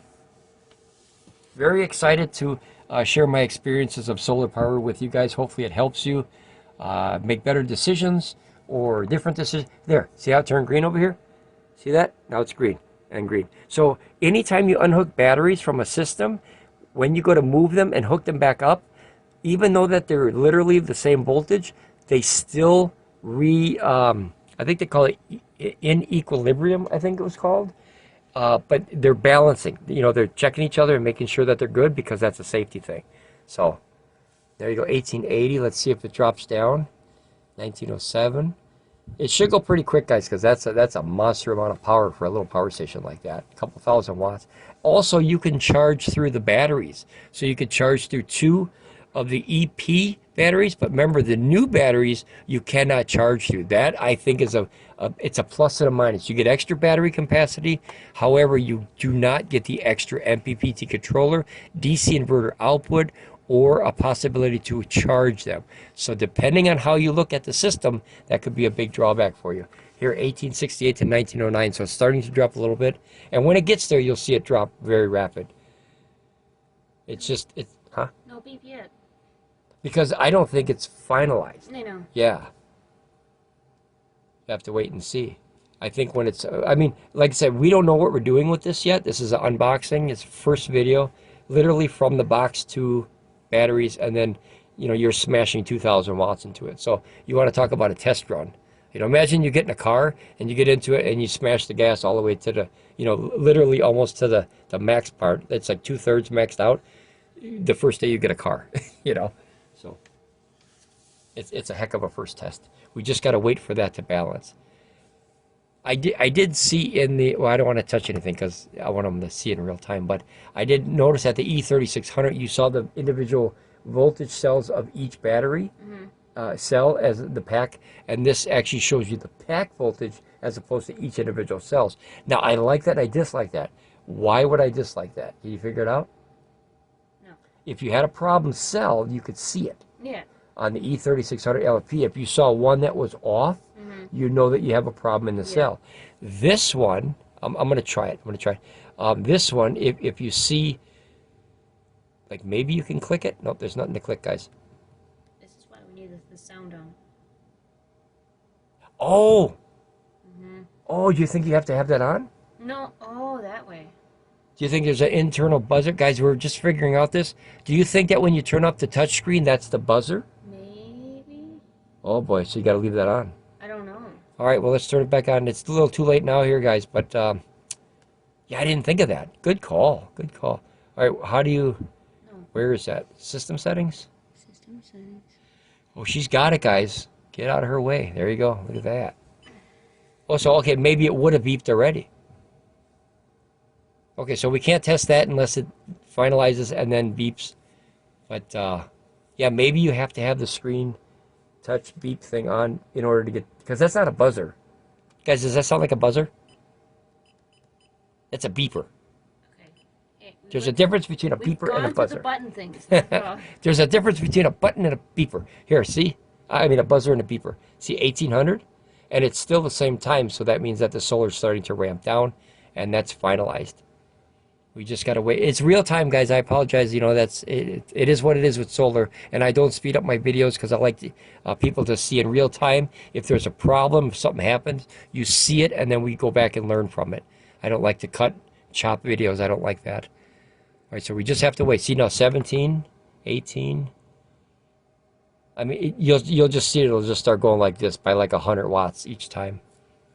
But notice that it says 100%, but it's still putting power in there, which means it was misconfigured. It's not really truly 100% yet. And that's what this finalization or finalizing or balancing is doing. It's making sure that every single battery cell in this entire system, not just this pack, the entire system is all equal. That is the job of the BMS, is to handle that power. So we just gotta wait, guys. Sorry, there's nothing else you can do. But it's 219, so you can see it in real time.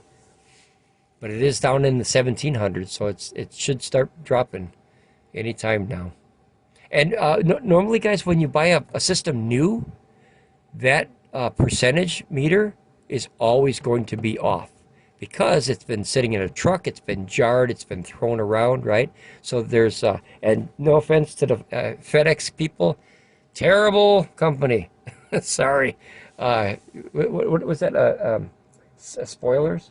Terrible. Just, oh, guys, they're getting worse. They're getting worse. I had to, I'll tell you the story real quick while we're waiting, because I'll ramble while we're waiting for that, obviously. Guys, the FedEx company brought this system. This is 106 pounds. I feel sad for people who have to deliver that stuff. However, it is your job, yes? The lady gets to the house, to the workshop, says, I can't lift this, so she drove away. I had to chase her down the street 3 blocks and say, hey, can I have my package? Is that okay? So I got her to come back. She said she called her boss. This is a great story, guys. She called her boss, and her boss said, well, if it's too heavy, you don't have to deliver it. What world do we live in where you can be excused from doing your job? If you can't do it, maybe that job's not good for you. I can't pick up 500 pounds. That's why I'm not a power lifter. It's kind of common sense, right? So there's more to the story, right? She pulls up in front of the house and she goes, well, I can't carry it. So I'm like, how is it going to get to the building? Like, what am I going to wish it over there? So finally I go, you know what? I'll just carry it. So I had to go up in a FedEx truck. I literally went inside the FedEx truck, picked up the power station off of their shelf, walked down their steps. or their ramp thing, not the ramp, yeah, you know what I'm saying, the bumper thing, and walked away after I signed for it. I had to deliver my own package from the the FedEx truck guys. So I don't know what's going on with UPS and FedEx but holy cow, is their quality just like this, guys. Can I do what about a thumbnail for Siskel and Ebert? 2 thumbs down, right? You guys remember the movie critics? Here, 1600 starting to drop. But can you believe that, guys? Can you believe that? I had to deliver my own power station and chase the truck down because they were going to leave and not leave it here. They didn't leave a note. But luckily, on my security camera, I saw when they pulled up. And then I ran outside and they drove away. They didn't even stop. So I had to run 3 blocks. My old butt ran 3 blocks down the street, right? At my top speed is about 9 miles an hour, probably. I flagged her down and said, hey, you know, I'm standing right here. Can I have my package? I can't lift it. So she drove away. I'm like, no, what? You know, but guys, can you believe the quality? What is with the world's quality? And leave your comment if you've had any bad experiences with FedEx. I want to know about it. I want to hear about them because, man, I have been fighting. Guys, I'll buy these guys a soda if you want coffee. I'll do that what the other YouTubers do. I'll set up a little thing outside where you can have a soda. Just give me my package. That's all. I don't even think you have to ask that. That's kind of redundant at that point. But holy cow, I had to chase them down 3 blocks. Guys, you want to see something funny? Watch an old man run 3 blocks. At least watch this old man run 3 blocks. Believe me, it is a version of Special Olympics. I can assure you that I was bad. I was bad. And that's no disrespect to Special Olympics, but believe me, they're probably much better than me. I am not in the running shape anymore in my life. I'll call a cab and meet you, you know. Oh, Rambling Bobcat is getting angry. Oh, what happened there? You see that? Look, it says 1 battery disconnected in real time. This is why we do this, guys. It says 1 battery. Look at 1, 2, 3, 1, 2. So there's a 4th battery missing. All right, let me check. Let me check here, guys. Let me bring this back. This is why we do this, guys. It says there's only... oh, wait. It's back. Look at that. Boy, as soon as I moved it, eh? So here. Okay, so we have our first question. This battery number 3, battery number... what is that? Yeah, battery number 3, but it's actually battery number 5 in reality. This goes host 0, 1, 2, 3. Battery number 3 disconnected for a second. And I wonder why. The light is green. Let me double check the connections because remember I had to, re-plug in all this stuff. Let me see here. Okay. So that's a lot of pushing. All right, so the battery is back. Let me see if there was like over voltage or... I don't smell any smells, so that's a positive thing. Do you smell any smells? No. Okay, that's good. But that has to be noted, though, guys. It has to be noted that battery number 3 disconnected for a second and then came back online. I wonder what that was. And remember, there's going to be 6 batteries on this bad boy. Man, I can't wait, guys. I can't wait. If you get the entire system, if you're brave enough and rich enough to get the entire E3800 LFP with 6 new EP3800 batteries, your system full would be about just under 27,000 watt hours. Man, is that and remember, that's still portable. You could, break it apart into pieces and carry that as long as you can carry that 87 pounds. Figure 90, round it up. If you could take 90 pounds and put it in the trunk of your car or your van or your RV, you can, here, 1,500, so it's starting to drop. You can literally take 37,000 watt hours fishing or camping. You want to talk about being the talk of your community at the campsite? Holy crapzilla, that will be monstrous. All right, so we're still waiting. It is in the 1600s again. It should drop pretty quick here. I wonder, well, let's see, 1643. That's, guys, this is one of the reasons that I tested it, and you shouldn't do it. You could have oopsies like that. That battery's like, I'm not happy for whatever reason, and disconnected itself. Or whatever. I don't see any flashing lights. It's all green, and oh, you know what we can do? We could check the batteries. I didn't hear the buzzer at 100%, but we might have missed it. This one. Okay, so here you could check the batteries. Now notice there's no movement in that battery. There's point 0.2 amps negative. That means coming out, right? Positive would be going in. So the first battery, which is actually battery number 3, right in a row here, 5 batteries. I don't like this, but they have to use that for programming or something. 0.2 amps out, so that's energy coming out of that battery. And then battery 4 is amps 0, and battery amp for 5, that's the one that was disconnected for a second and then jumped back online. The temperature is good, voltage is good, current is fine, battery level excellent, excellent. So it says everything is excellent, but I want to make sure that that's noted, that that battery disconnected for a second. I don't know why or what for, but you know, we have to write this down because like I don't certify and guarantee any of this equipment. That's why I'm doing the videos, is, you know, to test it in real time so you can judge for yourself whether this is good for you or not. But so far the E3600LFP has been great for me, and I'm hoping that this one will just be better. I'm just hoping. Fingers are crossed.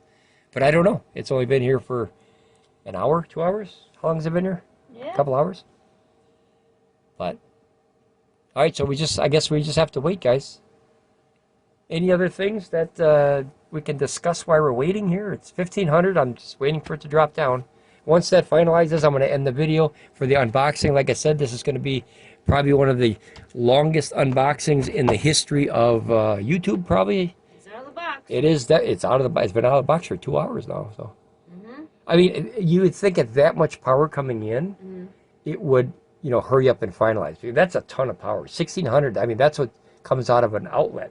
You know, that's a rated power for average outlet of 15 amps. So, hi, Miss Ramblin Bob. Miss Ramblin Bobcat. I know. You want to say hi? No. No? Okay. She is not a plays well with other kitty. All right, so we're waiting, guys. There's nothing else we can do. Sorry. Those stickers look really good on there. Can I see that? Yes, I didn't think I'd like them. That's why I threw them away. I know. I'm like, what is this? This is a cartoony stuff. They look cool. It looks like a button. Wanted to keep them. I know. I should have kept them, guys. I apologize. I should have kept them. Miss Rambling Bob, I apologize. They look nice. I like them. I wish they would be on there already. Like you didn't need this. Well, I wish that these would light up. That too. Now you would think that. Or glow in the dark, at least. You know what I mean? Well, E1000, no, light up. Yeah. The E1000, guys, actually has a light bulb, an LED inside these buttons, and when you turn this on, like this DC is not on, so like when you turn this on, this lights up, but this used to light up also. So that's why they did this, because this was an idea. And I have a feeling that they used pretty much the same guts, if you will. That's why there's no lights on here. I wish at least the sticker glowed in the dark. I think it does. Yeah, it seems to. See? Or maybe not. I don't know. We have to wait and see. Fluorescent, but it didn't say glow in the dark. Oh, it didn't say glow in the dark? No, it said fluorescent. Guys, can you see that? No, it's kind of dark. I don't know. Fluorescent sticker, not glow in the dark. We have to wait and see. When we get ready to head out tonight, we're going to have to wait and see if it glows in the dark. But so far, I mean, maybe it's got to sit in the light longer. But we don't know. So far, they're... Oh, look at, guys, look at. See, it says disconnected. Guys. Now it's 100%. All right, so we're seeing this in real time here, guys. Now, remember, I made the mistake of putting these together with the voltages that are not properly balanced. So this, I wanted to see what would happen with the system if... it seems like 90% of the people that buy this stuff just smash it together and charge it. And this is why I wanted to, try it. Otherwise, I would have easily charged this up with the solar and then, hooked it up. But I want to make sure it came back. That's the important thing. But I want to make sure that, this doesn't break anything or anything. So, or if this whole thing, goes crazy, we'll catch it on video. I mean, we don't know. It's a brand new product. We don't know. See, it went back up to 1652. Maybe because they were imbalanced like that. Like maybe it thinks it's at 100% and it's really not. Maybe. That's a possibility, right? Yeah. maybe that one's going, hold on, you got too much voltage here, and it's disconnecting for safety. Because notice it did this battery, and then it did this battery. So if it does the next one on number 1, that could be what it's doing. It's a safety, where it's going, hold on a minute, you're trying to put too much in here. Yeah, we won't know. But it did go in a pattern so far, so that's, write this down, guys. It's something to note, that it went from the last battery disconnected for, what was it, 30 seconds or so? Yeah. And then this one just disconnected. But notice that the disconnect was much shorter this time. So we have to wait and see. So if number 1 disconnects. So this is the important, guys. That's why I said this, why I did this. Please hook up, charge all your pieces individually to 100% before you put them together. That is the importance. I don't want to, and if something breaks on here, I take full responsibility for, breaking my battery. If nothing happened yet, but, that's the difference. A lot of people would blame PECRON. I would blame me because I did it. That's the big difference there. So we just have to wait here, guys. I wish I could see, do you think that it had the voltage of, oh, it does here, 55.3 for the main. See, it's pulling in 25 amps. Yeah. That's hot. That's a lot of power. 25 amps at 120. Yeah, that's a good chunk of power right there. That's almost the max of 30 amp output of this thing. And notice that all the rest of them are 0. Oh, this one's actually charging. And that was the one that just disconnected. It went to 0.1 amps. And then 0.1 amps on the last one. See, that could be the voltage resistance I was talking about, guys, is the voltage has trouble getting to those last batteries. And that is on the last, as you can see, it's on the last leg or part of the system, the last section of the leg, if you will, where you have batteries come down and they go 2 separate ways. Well, that's on this one and this one. So you have host 0, 1, 2, 3. That's what we have right now. And we will have host 0, 1, 2, 3, 4, 5. Yeah, I think that's what it's going to be. Yeah, 5. So I wish they were just in like normal numbers, but I wish this would hurry up, guys. If it takes too long, what I'll do is, I don't like to do it, and I'll go on the record by saying I don't like to cut and chop up videos. If it takes too long, I'll stop this and bring it back when it finalizes, and then you can note the time. It's 2:34, just so you don't have to listen to me ramble for another hour and a half, or who knows how long it's going to take. But number 1 reason why you don't want to put your system together with imbalanced voltage. This is exactly the reason, which means this one thinks it's at 100 and it would drop before the rest of them. So that's why you don't want to do it. And that's why PECRON always said, try to put them together within 10% difference at the most so it can balance. Or if you hook them all up and let it balance without charging. See, I'm charging it right away too. So I'm adding to the frustration because, like I said, I want to see what happens if the average customer, which that's what they do, they just buy the stuff, yank it out of the box, smash it together, and, put a 1,500 watt heater to it like I did. And then, cram 2,000 watts in there possibly. So I want to test the durability of the system. I want to test the reliability of the system. Here, 13, so it is starting to drop. 14. Slowly getting there. It's time consuming. See, the balancing takes a long time, guys. It really does. And for those of you that are new here, that are hearing me ramble about this and the importance of this, this is how important it is and how long it could take. It could take, who knows, half hour to an hour, because it's balancing every single piece the same as the pressure in the tires of your car. So remember, this was 2,000, and now it's down to 15 again, but it dropped down to 1,400. This should drop down to about 100 or 80 or something like that. It's whatever this is, what you're using, plus extra, which is the conversion loss. It's coming from a solar panel, converting up to 120, and then being used by the piece or the device here. So here's what I'm going to do, guys, just to try to keep the video a little shorter. What I'm going to do is I'm going to premiere this video. This video will obviously be pre-recorded, but we are live in the chat room right now, and that way we can answer questions. Yeah, because I don't know how long it's going to take. So at 2:36 right now, as you can see that, 2:36, hopefully you can see that, I'm going to pause it until I don't know, 2:45 or something like that, and I'm going to come back. Or do you think should we vote on it here? Like, We can't vote in real time, guys, because I'm live in the chat, but I'm not live in the video. So what do you think, Miss Ramblin Bob? Should we just let it go? And until it finalizes, I would say, yeah. How long could that take, though? That could take a half hour to hour, you know? Well, hopefully we're having a great conversation in the chat room if you're listening to this, guys. We love to ramble. See, it ramped up 1600 again. So that's what this finalization stage is doing, you know? We've never, and just for the record, we've never had a battery that I remember that actually disconnected. Yeah. It would go in equilibrium.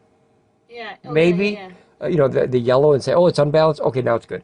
But I'd never seen it actually disconnect. So that's something that, you know, like I said, write down. But to be fair, we did hook it up incorrectly on purpose. So that's something to write down in the notes, that, you know, it's not the system's fault. It's the user that made the fault. And I did it on purpose. All right, guys, I think I'm going to do it. I'm going to pause the video for about, I don't know, 10, 15, 20 minutes. It's 2:37. And then we'll come back and see if it's dropping down, just so you don't have to sit here and hear me yap for another hour or two. But if you are in the chat room, welcome. Hopefully you're getting a lot of sun. I'm going to pause it right here. Yep, hello, hello. If you're new here, welcome. If you're not a subscriber, hit the button.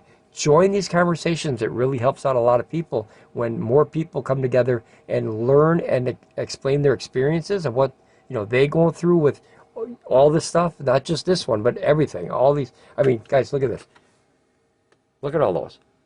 That is literally a concert. It's a concert of solar power. So we love this stuff, and we spend a lot of money because we look at this not only as essential, but it's our new hobby, and we are hooked on it like kids in a candy store. So if you enjoy the conversations, please become part of the subscriber family. All right, guys, I will be back. Okay, it's 2:38. I will be back shortly. Yeah, it went back up to 1500. Okay. Hey guys, coming back at you. It's 2:58 p.m.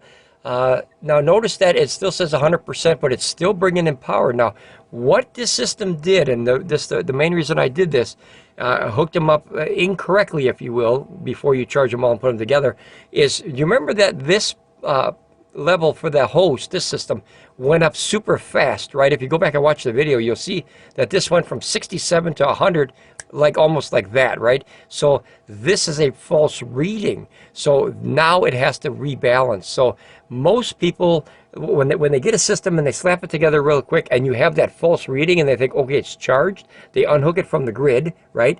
And then what they'll do is they'll use the power station. Now, the main system is falsely at 100%. It thinks it is. You know what I mean? It thinks it is. So that way, when it gets down to about 50%, the whole system shuts off, right? And then they you know, people would complain. So this is the number one reason it does that, is because these are not properly balanced. Now they're properly balancing, but notice it's 3 o'clock almost. It's 2:59. Look at how long this takes to do this, right? It's not a 5-minute thing.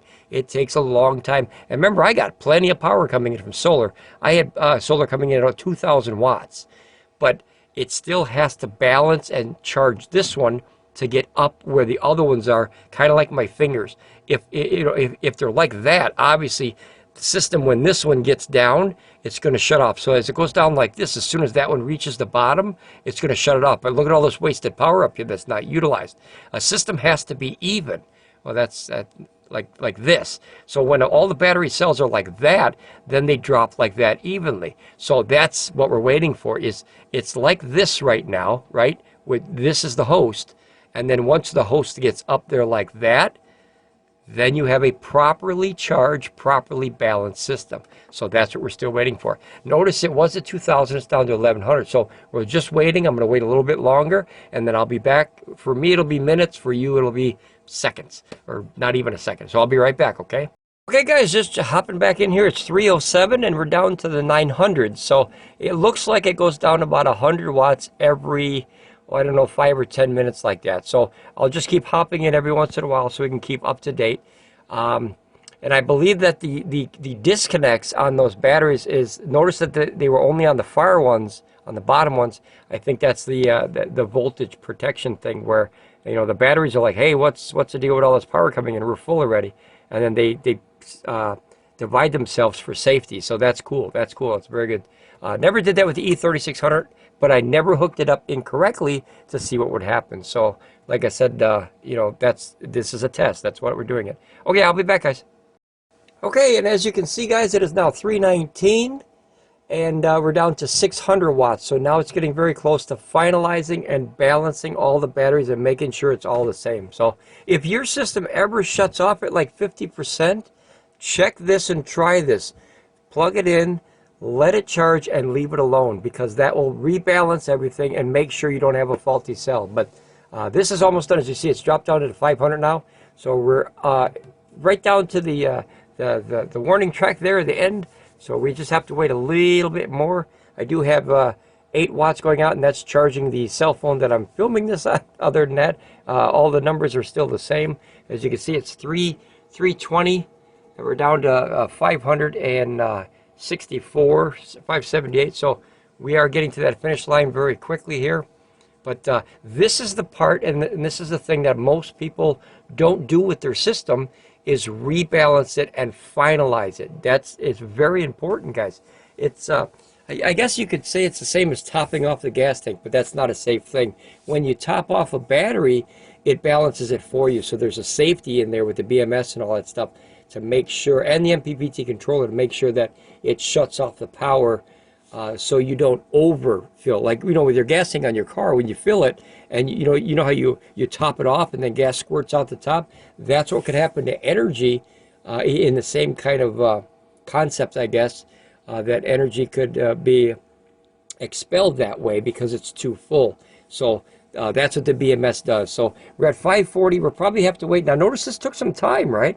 This took probably you know, a half hour to an hour easy. So this is the part that, like I said, a lot of people that we talk to on the channel, they don't like to wait for, and you just, it has to be done, right? It has to be done. All right, I'll be back in a few more minutes. Oh, see, disconnected. Now what that is obviously it's too full, so it pulled away. And notice it's that same one, and that's at the bottom of the leg, right? It never happens up here. So you'll see in real time. Good thing this is happening in real time, and that way we can see it in real time. Like I said, I don't like to edit any of my videos. I like to let them play in real time. So when there is a discrepancy, see how it popped back on? It just happened to be the same time I push a button. See, it came back, and the light is green down here. So awesome. So far, and then once this gets balanced, see, it's down to 527.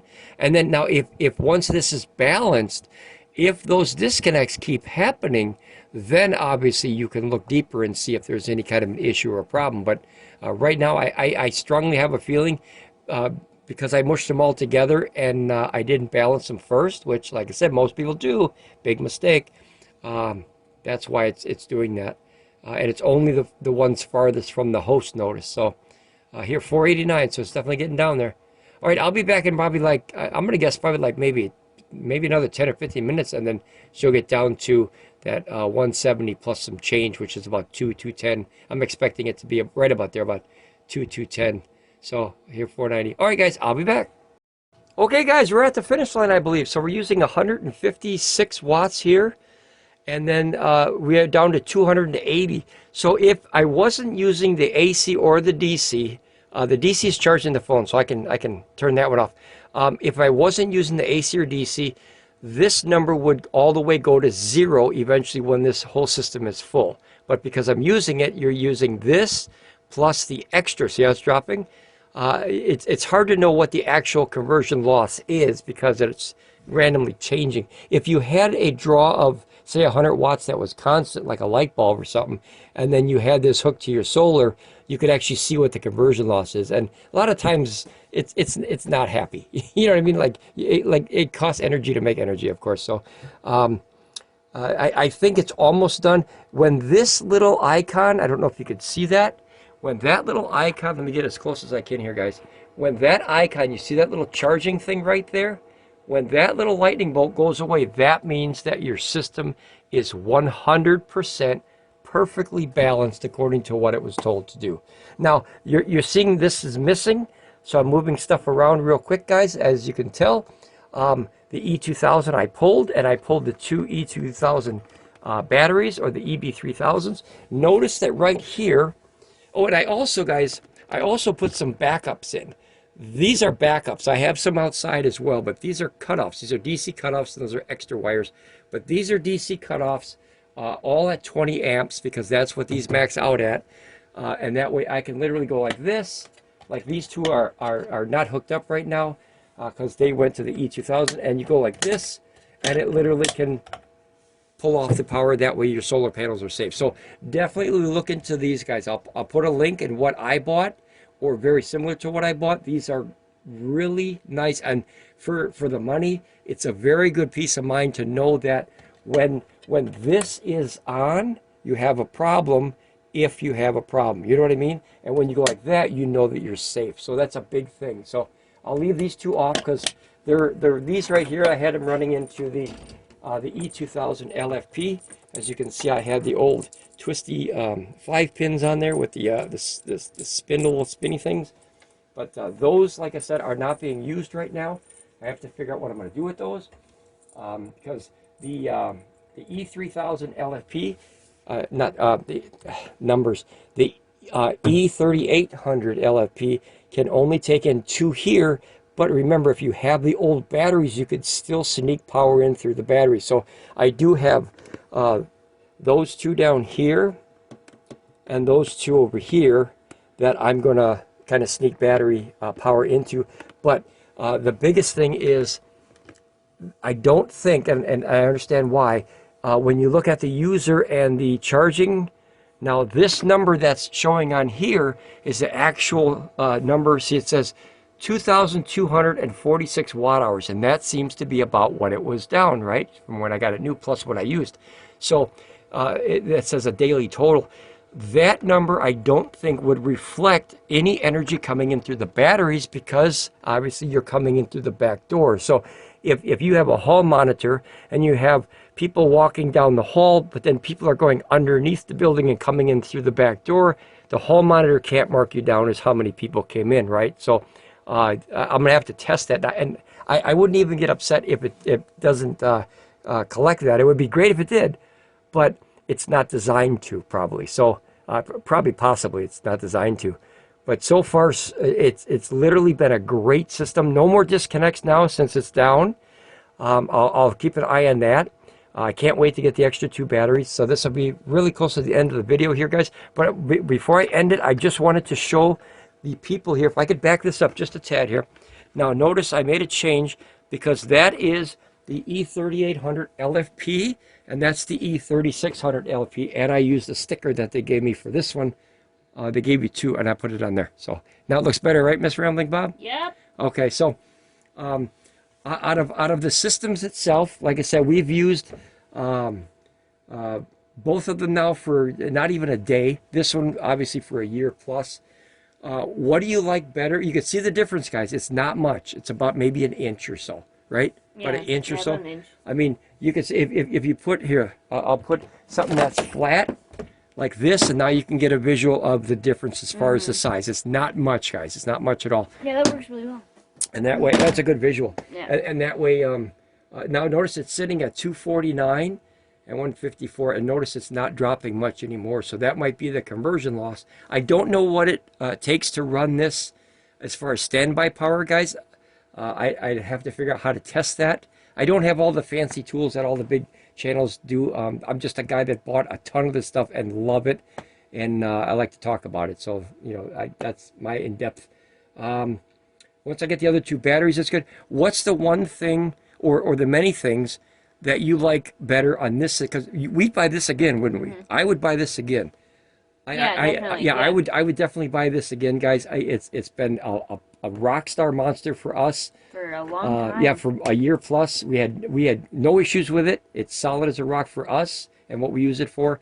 We usually max it out about what, just under 2,000 watts. Yeah. Like we don't push it. Every once in a great while, we might push it to 2,500 to 3,000, and that's pretty much like, ooh, look what it can do. Yeah. You know what I mean? It's like a fancy race car where you're not using it all the time. It's just look what I can do. You know.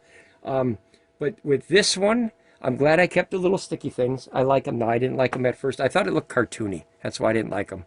But I do like them now. I don't know why. I like it. Oh, here, 237. So you can see it's definitely dropping still. And that should, I'm guessing probably about 200. But notice it's really, really slowing down. that's getting every single last bit of cell energy in that power station. So it was definitely misconfigured or misunderstood of what the batteries really were until you finalize it. And that, as I said, is the most important thing to do with a battery pack, is make sure you, when you charge it, you finalize it. Don't just get it to 100% and then unplug it. That is very unhealthy for battery cells and systems like this. As far as the solar, we already got more than what we did on there so far, but it wasn't peak time, so we don't know what the max is. I think it was about 40 or 50 watts more than normal on this one. They're in different arrays, well, same array but different, like this, guys, you know, different angles and stuff. So it's not a fair challenge between the two, but I remember the numbers that I got on this one compared to this one. This one I think I got like about 1132 or 1135, something like that. And this one I got 1172. That's the highest that I remember.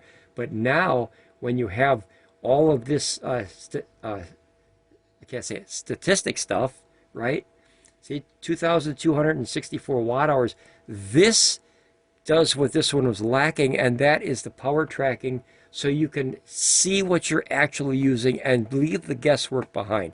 Very, very good update for PECRON. So yeah, I really like that. Yeah, I'm very pleased with that. And also the other way, right? There's no guessing now. Yeah, Well, less guessing, I should say. That's what I'm saying. It says it can, yeah. Yeah, I mean, it could be off probably 1 or 2%. It's possible. I don't know. Way less guessing. Yeah, I don't know. But at least this way you could say, guys, this is what I brought in compared to, I think I brought it. You know what I mean? Because I used to try to go by percentage numbers, didn't you? When we charged it, we're like, okay, it's at 40, we're charging it. So 60%. So on paper, you know what that is, but you're not sure, right? This, you have a more accurate representation of the numbers, and that's the game, is to have the actual numbers, you know, hard numbers, so you can research that and figure out what you need, what you want, right? That's a big thing, guys. That's a really big thing. Just the screen, same. It seems to be the same size. Like I said, it looks like they use the same case, except it's a little bit taller. This one I noticed does have screws on it too, on the vent. I didn't even notice that. And if I did, I forgot about it. I don't know what it does, but you could take that and maybe clean it out. Now that we're going to use this as portable, I'm definitely going to, you know, go through and clean it real good, because we're going to take it outside, you know, and make sure it's ready to go. But yeah, see, I have the 100%. Yeah, the brightness up a little bit higher. So if you change that, I mean, everything is just, it's straightforward, guys. That's what I like about it. It's just real straightforward. You want it a little bit higher, you go like this. Boom, done. 50%. And that's a guesstimation, because it's 25, 50, 75, 100, so simple. Now they're at the same level. You could get really bright if you got to get outside. Like really bright. Let me show you. Let's see. Oh, guys, look at. Battery disconnected, guys. I'm glad I did that. The battery does look green. It says green down there, but it shows disconnected up here. So I just want to show you that, guys. See that? Oh, see it pop back on? It heard you. Like maybe it's rechecking itself. I don't know. I'll keep an eye on that, guys. I'll keep you up to date. So far, I love it though. That doesn't, it didn't impact anything, because when that said disconnected, that was still green. So that light that shows on the side, guys, down there, I don't know if I can show you this real quick here, guys. The light that's on the battery was still green. It just showed disconnected up here. So like I said, that might be a software glitch, or who knows. I'll keep a close eye on it, and I'll definitely, you know, more information when available. But so far, so good. All the ports seem to be working fine. I'm charging, like I said. I don't need that anymore. But yeah, I'll keep. I don't know if that's refreshing. Maybe that's how it refreshes it in real time. Don't know. Learning the system as I go. This is the longest unboxing I've ever done. But like I said, I'm thankful that you guys spent your afternoon with us. We love to talk about this stuff. It's nonstop. See here, we're down to 155 and now 204. And that thing is still on the lightning bolt. So it's still finalizing that main system. So once that gets to, I was hoping the lightning bolt would go off and then it would just be running from outside right through. But notice you're using about 40 watts. That's about 40 watts. And that seems to be the standby power for definitely this one, I think. And it's probably the same, so we'll have to wait and see. But that way you can see what your standby power is, because once its batteries are full, it's not charging anything, it's just using what you need plus the conversion and standby, so it's all together. So, all right, guys, well, I'll leave it at that then. There'll definitely be more updates with this, especially when I get the other batteries. So far, you like it so far? Yeah, I like it a lot. I do have a question about the batteries. Yeah. You know, that they disconnected. I want to, watch that. Yeah, I'll keep an eye on that, and let everyone know any updates if we see any. Just this, guys. I'm going to be in this all day. Like, I love it. 2,281 watt hours in the last couple hours I brought in, and you can watch it in real time go up. Like if you're a math nerd as I am, it's fun to watch the numbers go up in real time unless you're at a gas pump. So seriously. All right, guys, I guess I'll leave it at that. You can see the actual systems. Maybe I'll make a system of, what's different between, video between the two of what's different later. Anything more to add? This is just finishing, but anything more to add? I like it. I can't wait to touch all the buttons. Yeah. This. Oh, guys, really quick. I'm sorry. Really quick. So someone had mentioned why I don't care for the PECRON app very much. I'm going to explain it really simple so it's cut and dry. Number one, you have to register the app with the email and everything just to use it. I do not like that. I think that's very invasive. Bluetti doesn't make you do that. No. Allpowers doesn't make you do that. So no. I've yelled at PECRON for years about that. I don't like that. Some people don't like to give up their personal information. I don't mind, but I don't like it. You know what I mean? Like, what could you possibly use it for other than the warranty? Just get in quickly and make sure it's working. And that's it. Yeah. Yep. Let me sign in, do that. I understand. It could be a security feature. I get that. But like for me, I go into my Bluetti, I go, oh, I'm not using it anymore. That's right. I just turn it off. And just turn it. Yes. And you don't have to email anybody or anything like that. So what about an update that PECRON could use for an idea, right? How about this? So you sign up to your app, and it says pick a PIN code or something like that, same as a bank account, right? Yeah, I guess or something. So what? Let me go in as a No. More secure. Guess is not secure. Oh, yes. So what about more secure if people want to utilize it? So just an idea, PECRON, write this down. So you can access this either via Wi-Fi or Bluetooth. Yep. And basically, the first time that you sign up to the power station and connect it, it'll say pick a whatever 10-digit app number. You know what I mean? Yeah. And that way, every time that you have to use the app, you either have to enter that PIN for safety, right? So now you have your safety covered, or it's stored in the app. That way, if someone comes along and tries to hop on your system they don't have your PIN, right? Your second step verification. I think that is something that could be looked at, and it's very easily implemented into a software by just allowing it to access the app when the PIN is correct. Fair? Yeah. Like, it won't sign up to the system unless maybe a couple extra, pages of code, but you could do that simply the same as your bank account when you have to put the PIN in your time machine, right? And people would have to have your card plus the time machine. So they have to have the serial number in the app and then a PIN number. I think that would make it secure. So I don't like that. Number two, I don't like that the app does not work on some phones. Yeah. Right? My Samsung A10e will not, under any circumstances, load the PECRON app. I cannot even get it to update or load.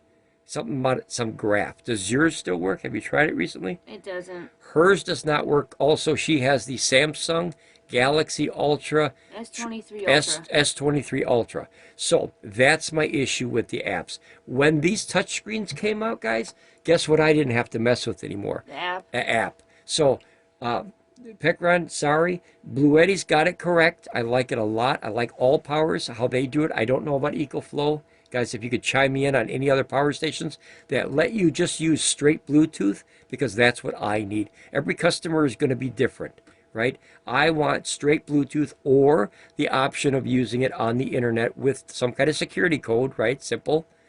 If I choose to, but I do not like having to register the app. I already registered the product already, right? Yeah. The serial number and everything is registered at PECRON's website, so they know that I have it for the warranty. So I don't like the added using registration for an app. I'm not a fan of that. I never was. I voiced that concern for years now, but that's my issue with the app. Some people like them, some people don't. I'm one of the people who do not like it. I love Blue Eddies. Blue Eddy, if you could write an app for PECRON, I'd appreciate it. Or hire some more people to do better coding. But we have 2 phones, neither one of them work. That's my problem with the app. So if it works for you, awesome. If you don't mind giving up that personal information and everything, awesome. It's a personal choice, right?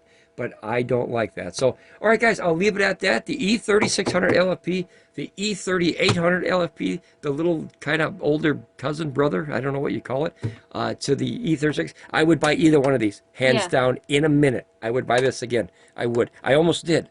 Remember, I was going to buy 2 of them. Yep. But then this came out, and I thought, oh, let's get that one, you know? Yeah. And then we can use this as mobile. But tough decisions, and your hobby makes you spend a lot of money. All right, guys. Well, ramble on. Be safe, and I'll definitely see you guys here again at Ramblin Bob Reviews.